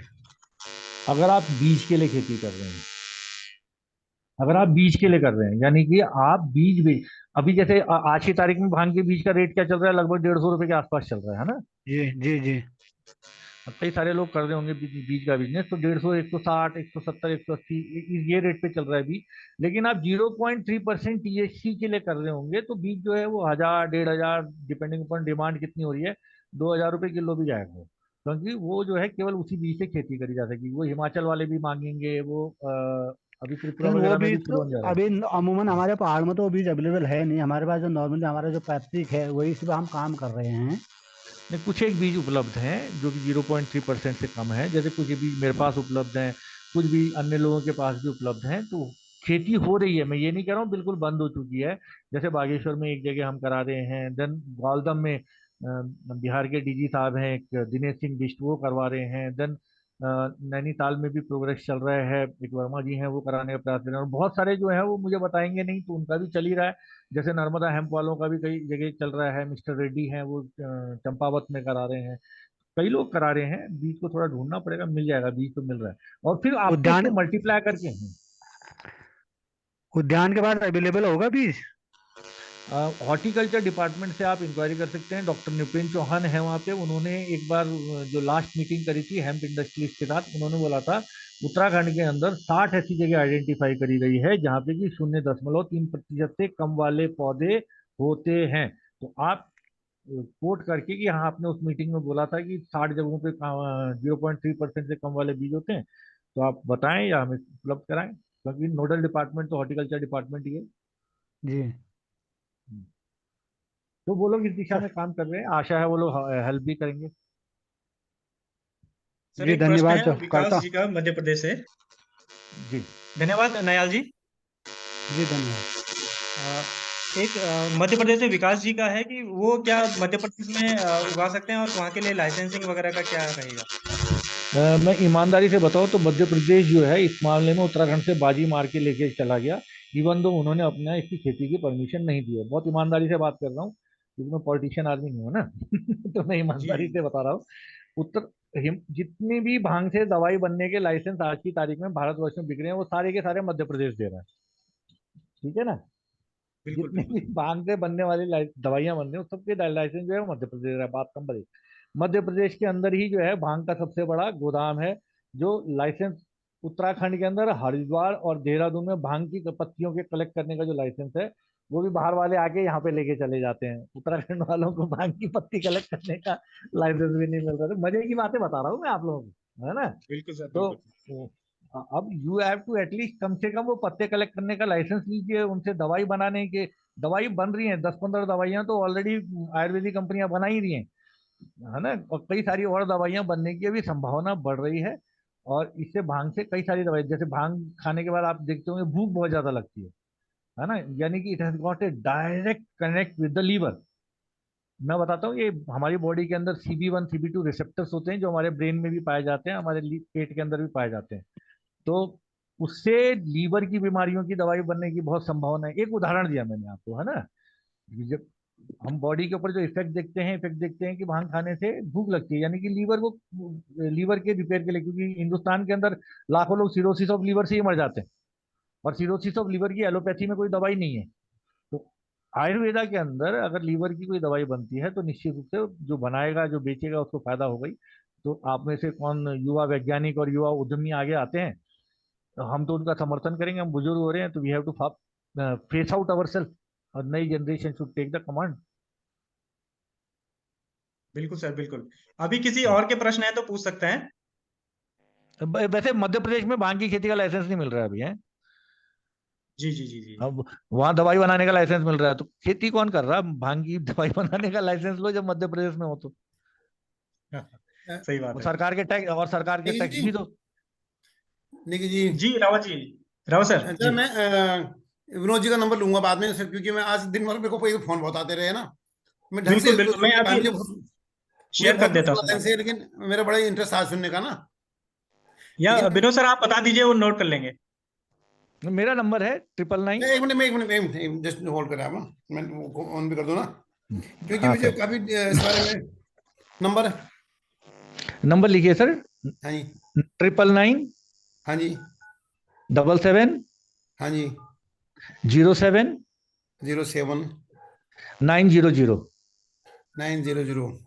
मैं आपको बीच में कभी डिस्टर्ब भी करता रहूंगा, क्योंकि मुझे इसके बारे में सर काफी। सर मैं चाहता हूं कि अधिक से अधिक लोगों तक जानकारी पहुंचे। मैंने इसीलिए एक वेबसाइट भी बनाई है www.babaganja.com, जिसके अंदर जो मेरे को याद आता रहता है वो मैं लिखता रहता हूँ उसके ऊपर आर्टिकल्स। और पंकज प्रकृति के नाम से मेरा एक यूट्यूब चैनल भी है जिसमें कि मैं भांग के बारे में आर्टिकल लिख के जब टाइम मिलता है तो बोल देता हूँ। तो अगर वैसे आप मुझे डायरेक्ट फोन करके बात कर सकते हैं जो भी करना है। देखो सीधी बात, आपके पास जो नॉलेज है ना, वो जी नॉलेज जितना बाहर आएगा उतना पब्लिक को फायदा होगा। तो सर, उसका निश्चित रूप से मैं तो चाहता हूँ कि इससे पहले हम निपट लें।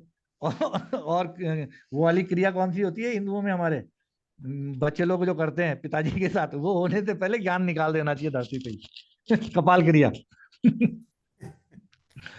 थैंक यू नहीं, आपने काफी अच्छा आज ये, बल्कि मैं तो इसको बड़ा वैल्यूएबल ये प्रेजेंटेशन मान रहा था। इसको अगर मैक्सिमम हम लोग देखते, हमारे पहाड़ में जैसे अभी राव जी ने बताया कि भाई हमारे पहाड़ सारा का सारा खाली पड़ा हुआ है, उसको अगर गवर्नमेंट परमिशन दे तो अगर कुछ नहीं हो पा रहा। अब इसमें बंदर, मुझे लगता है इसको जानवर भी नहीं खाते, बंदर बंदर भी नहीं खाते हैं। हाँ सर, इसके बारे में बता दूं, जब तक ये पौधा 1-1.5 इंच का नहीं होता, यानी कि इसके अंदर जो इसके कैनाबिनॉइड जब तक बनने नहीं शुरू होते, तब तक तो नुकसान पहुंचा सकते हैं। खरगोश, जंगली मुर्गियां और गाय भी खा लेगी। लेकिन जैसे ही 1-1.5 इंच से ऊपर का हो जाता है, फिर कोई भी नहीं छूता इसको। Thank you. नमस्कार बस सर। केवल हेलो। नमस्कार पांडे जी। नमस्कार सर, मैं हरिश्चंद्र पांडे बोल रहा हूँ पिथौरागढ़ से। जी सर जी। हमारे कुछ पांडे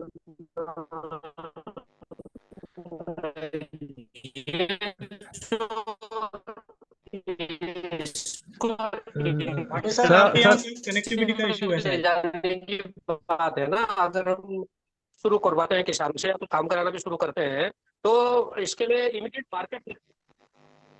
हेलो सर, आपकी आवाज कट कट के आ रही थी, लेकिन अगर आपको मेरी आवाज, जो मैं आपके प्रश्न को जो आधा अधूरा भी समझा हूं, तो आप ये पूछना चाह रहे थे कि हमने अगर खेती कर भी ली तो इसके उत्पाद को कहाँ बेचेंगे।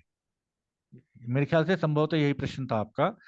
तो साहब, जैसा कि मैंने बताया कि हिंदुस्तान ऑलरेडी इसके रेशे को आयात कर रहा है। कहाँ से आयात कर रहा है? चीन से आयात कर रहा है।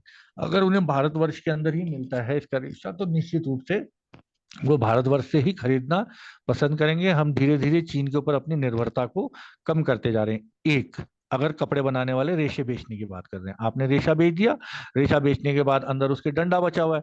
अब वो डंडा, बहुत ही इंटरेस्टिंग बात बता रहा हूं, हमारे जो साथी हैं ध्यान से सुने।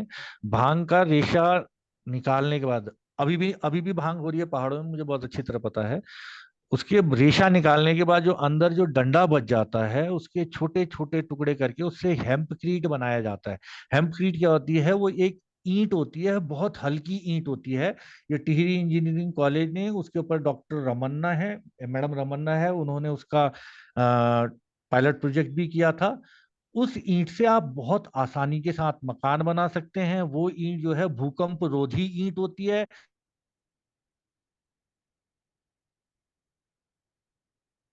सर, आपका माइक म्यूट हो गया है।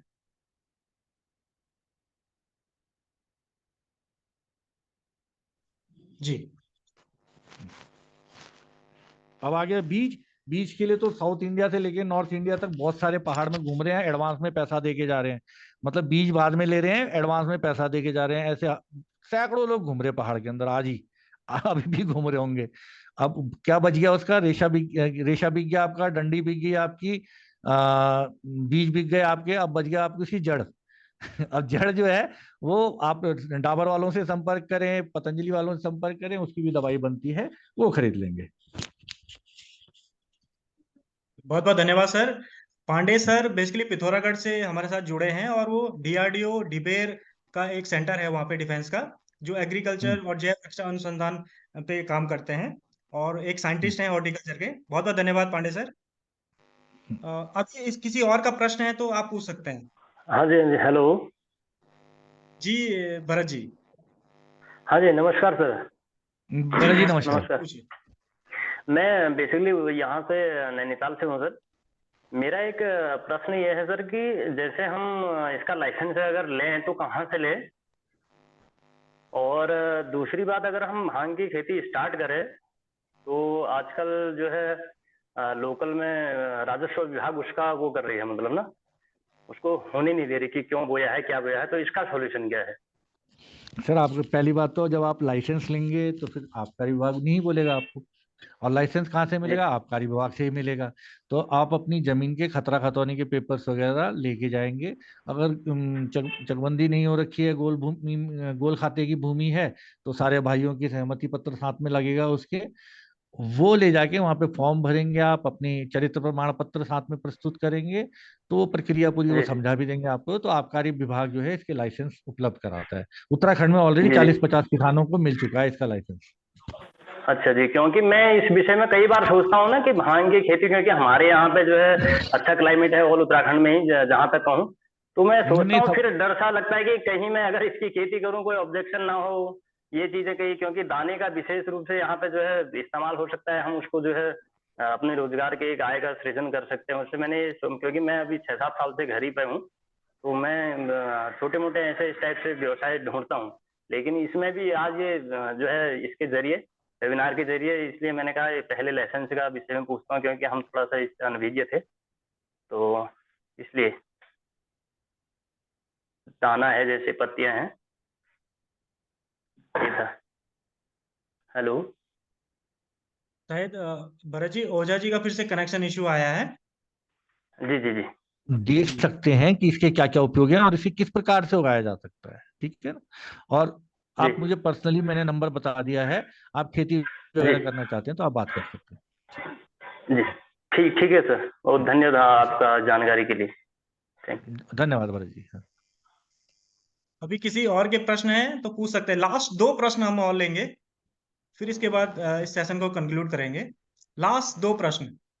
एक प्रश्न मुंबई से किसी ने पूछा है, उनका नाम नहीं आ रहा है बेसिकली। वो बोल रहे हैं कि मैं रोहित रोहित हाँ रोहित जी, बेस्ट। बोलिए बोलिए जी। सर मैं एक्चुअली आई एम फ्रॉम, मैं बेवरेज इंडस्ट्री से हूँ, तो मुझे हेम्प बेवरेज बनाना था, बेसिकली फ्रूट और हेम्प को मिला के। सो इसका क्या गवर्नमेंट हेल्प कर सकता है, और बेसिकली मार्केट कैसा है? नॉर्मल बेवरेज मार्केट तो मुझे पता है। See this comes under psychotropic substances, पहली बात तो ये है। लेकिन ओके अभी एक नया फील्ड ऐसे करके खुलेगा, इसको आप ऐसे समझें कि इसके अंदर 100 से अधिक 117 के आसपास अब तक डिस्कवर हो चुके हैं कैनेबिनॉइड्स, जो ह्यूमन ओके बॉडी, कैनेबिनॉइड्स क्या वे, जो एक्टिव इंग्रेडिएंट्स होते हैं जो मनुष्य के शरीर के ऊपर असर करते हैं, है ना, जो कि हम बाहर से हम लेंगे तो हमारे बॉडी के केमिकल रिएक्शंस में पार्टिसिपेट करना शुरू कर देते हैं। Those are called as active ingredients. तो अगर इसमें से टीएचसी को निकाल देते हैं, यानी बिना नशे वाला, यानी सीबीडी, टीएचसी वर्सेस सीबीडी की बहुत लड़ाई चल रही है ओके कैनबिस में, तो आप सीबीडी ओके इन्फ्यूज ड्रिंक बना सकते हैं निश्चित रूप से, और इसके बारे में बना आपको सकते हैं। नेट के ओके ऊपर काफी इंफॉर्मेशन मिलेगी। और इसके लिए आप अपने फसाई फसाई के ऊपर, इसके ऊपर कम्युनिकेशन करना पड़ेगा। फसाई ने बीज को तो लीगल कर दिया है, लेकिन फसाई ने अभी तक करेक्ट सीबीडी को लीगल नहीं किया। तो you have to ask the FSI correct that once it is not psychotropic substance, why it should not be included in FSI का जो लिस्ट है। सर। ओके सर, और ये सेंट्रल लाइसेंस में आता है ठीक ना है ना। फसाई के अंदर में? हाँ हाँ, ओके बीज को भी अभी कराया हम लोगों ने। हमारे एक मिस्टर सचिन अवस्थी जो थे, वो कई दिन तक लगे रहे फसाई के साथ कि भांग का बीज जो है वो क्यों नहीं है, क्यों नहीं है, क्यों नहीं है। So they could not reply, so finally they added it. Psychotropic substance नहीं है, हमारे पहाड़ के अंदर हजारों लाखों लोग इसके बीज को खा ही रहे हैं, तो तुम इसके बीज को इलीगल क्यों बना रखा है। तो ये 2021 करेक्ट के अंदर फसाई को उसे लीगल बनाना पड़ा। तो देखो, फर्स्ट एंट्रेंट ओके बिजनेस में हमेशा फर्स्ट एंट्रेंट को हमेशा फायदा मिलता है। पेप्सी वाले, कोको कोला करेक्ट वाले जस्ट केमिकल मिला के अरबों रुपए बना के चले गए, ठीक है ना। करेक्ट तो करेक्ट एब्सोल्युटली करेक्ट। तो हमें, इसके लिए you have to take the initiative, you can write to the, sure sir. और विल कम्युनिकेट। आप मेरा नंबर ले लीजिए, इस फील्ड में कैसे सर आगे मेरा बढ़ना है आपका हम नंबर चर्चा जरा मिल करेंगे। सकता है?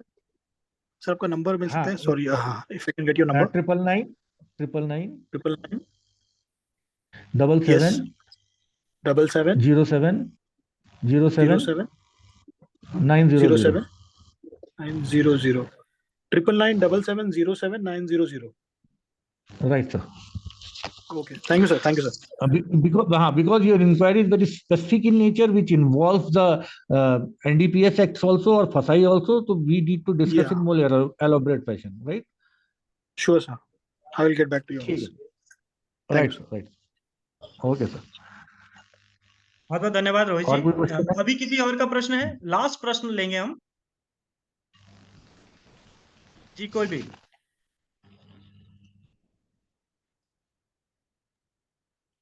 छवि जी, आपका प्रश्न अधूरा रह गया था, पूछ सकते नहीं, हैं। Actually thank you, but I think किसी और ने पूछ लिया था कि जो बिल्कुल भी बिल्कुल। कल्टीवेशन हो रहा है उसका बाहर और एंड यूटिलाइजेशन क्या है, तो आई थिंक वो आंसर हो गया है।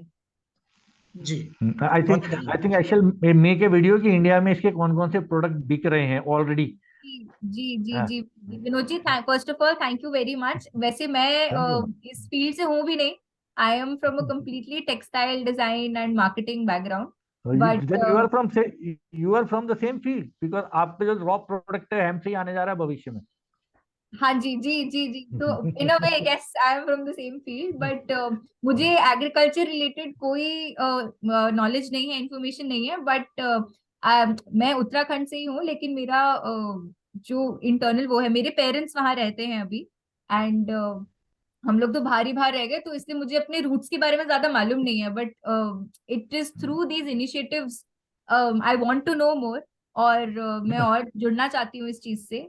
एंड बहुत टाइम पहले मैंने कॉलेज में एक इंटर्नशिप के लिए अप्लाई किया था कुमाऊं में, अवनी अवनी कुमाऊं, बिकॉज उन लोगों ने बहुत एक लिमिटेड टाइम के लिए उन्होंने हेम्प यार्न के साथ कुछ काम किया था नेचुरल डाइंग में। वेरिनाग में। जी जी जी जी जी जी, तो मेरे को बस उतना ही नॉलेज था about hemp, but of late I think it's a great great, I think it's the future, तो yes yes this is the time for India to actually start thinking about the future in that manner, and मुझे लगता है कि हमें और इसके बारे में इंफॉर्मेशन मिलनी चाहिए, and thank you very much, and I'm writing a book on this particular subject.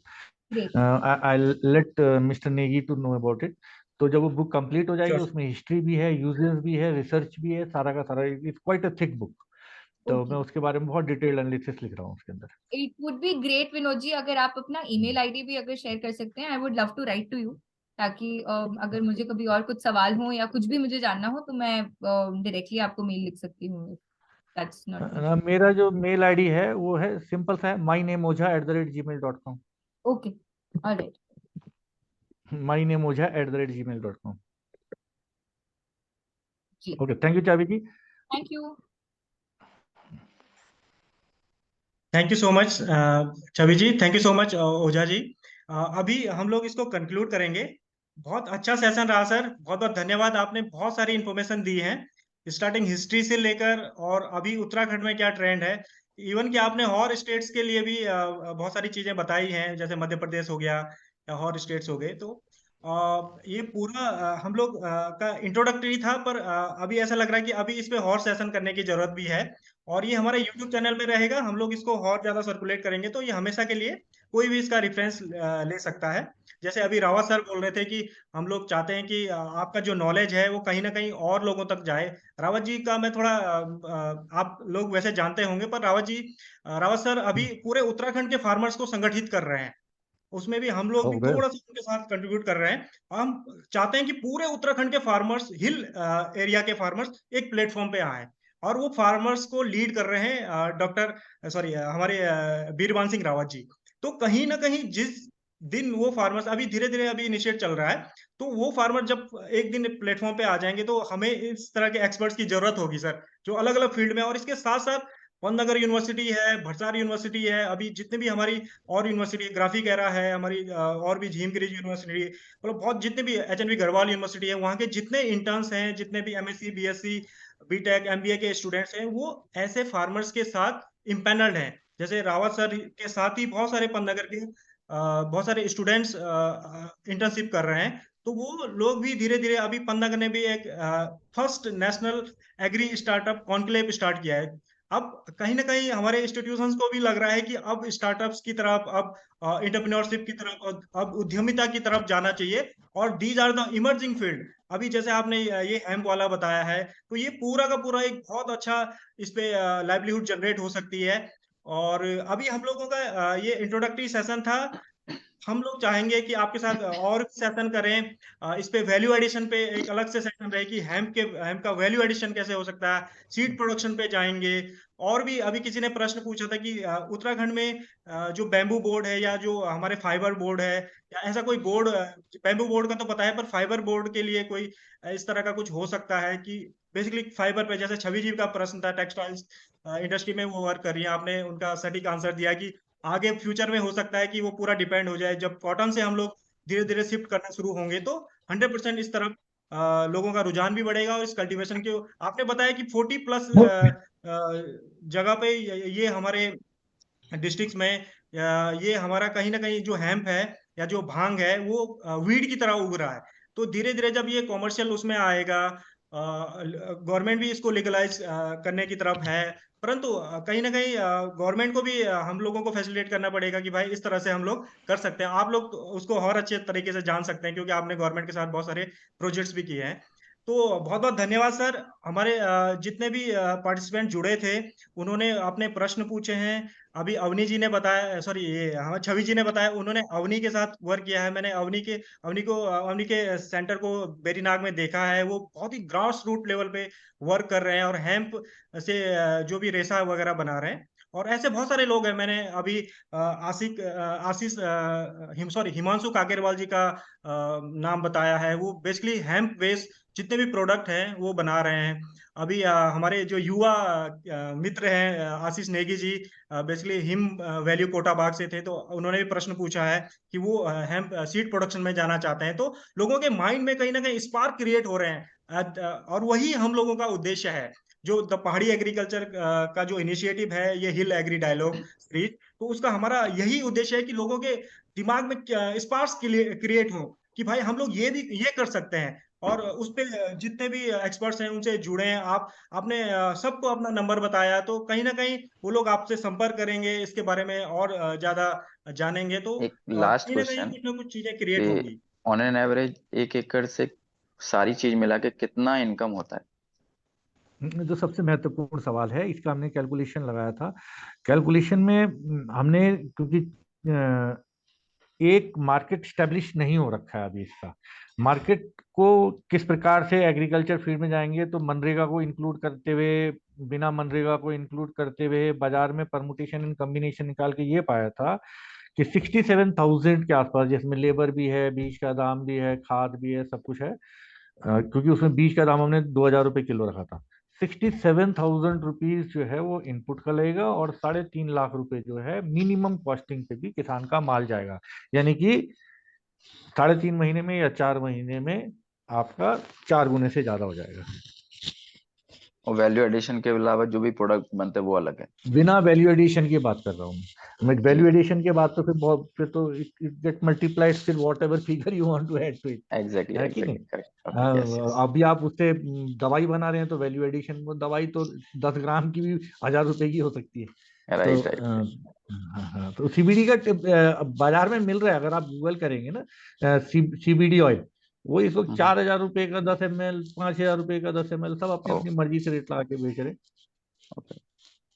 इसका कलेक्टिवली सारे जो भी साइंटिस्ट हैं वो सब लोग एक प्लेटफॉर्म बना के प्लस गवर्नमेंट से कम्युनिकेट नहीं कर सकते कि ये सब ओपनली और सारे स्टेट वाइज फ्रीली अवेलेबल हो या लाइसेंस वाइज भी हो, so that we can have all the departments in the every state so that we can sell out और किसानों को भी जोड़ सकते हैं उसमें। मैं आपके प्रश्न जो है, हम लोग क्या है बहुत आराम से सरल तरीके से सोचते हैं कि अगर ये इतनी नौकरियां दे सकता है, इतने रोजगार उत्पन्न कर सकता है, किसी भी भूमि में हो सकता है, पानी की रिक्वायरमेंट कम है, अगर इसकी कपास से आप तुलना करने लग जाएंगे तो कपास से 90% कम पानी लगता है, कपास को स्पेसिफिक जमीन चाहिए, तो इसकी उपयोगिता ये हजारों लाखों हेक्टेयर जंगल को बचा सकते हैं। इतना उपयोगी प्लांट आप बता रहे हैं तो सरकार क्यों नहीं इनिशिएटिव ले रही है? आप पूछेंगे सवाल जी और कोई भी आम आदमी पूछेगा। तो अभी क्या है, इसका जो अंडर द टेबल या इलीगल बिजनेस जो चलता है उससे बड़े बड़े नेता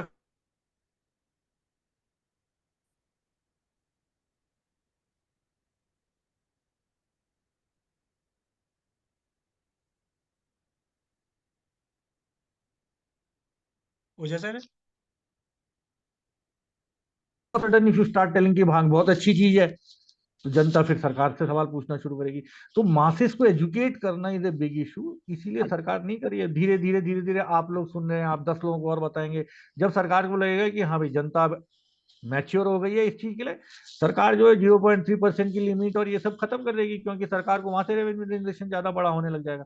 बल्कि इवन सरकार जो अभी थोड़ी देर पहले भाई साहब बेवरेजेस के बारे में पूछे थे, वेस्टर्न कंट्रीज में अब लोग शराब नहीं पीते, क्योंकि शराब से हर साल 10-20 लाख की मौतें होती है लीवर, सिरोसिस ऑफ लीवर की वजह से अकेले। भांग से जी आज जी तक एक आदमी नहीं मरा है। तो वहां पे अब ज्यादा लोग जो है वो हेम्प पी रहे हैं। जब हेम्प की बियर वगैरह बनेगी, जब है हेम्प बियर गूगल करें, इंडिया में भी मिलने लगी है, गोवा में कोई बना रहा है।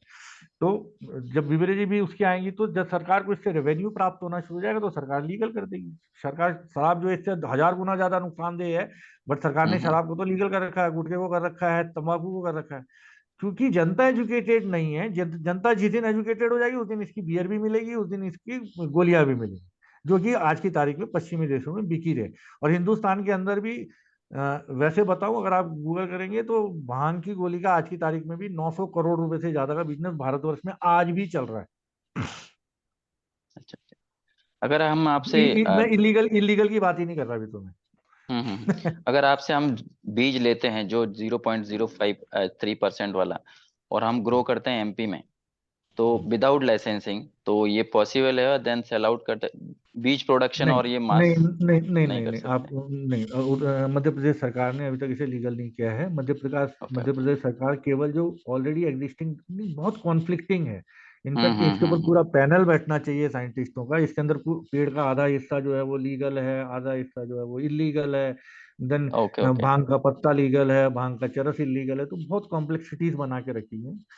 Anyway, ये अभी बहुत, क्योंकि किसी के हाथ से पैसे निकल रहे हैं और आम जनता के हाथ में पैसे जा रहे हैं, तो वो कानून आने में टाइम लग जाता है।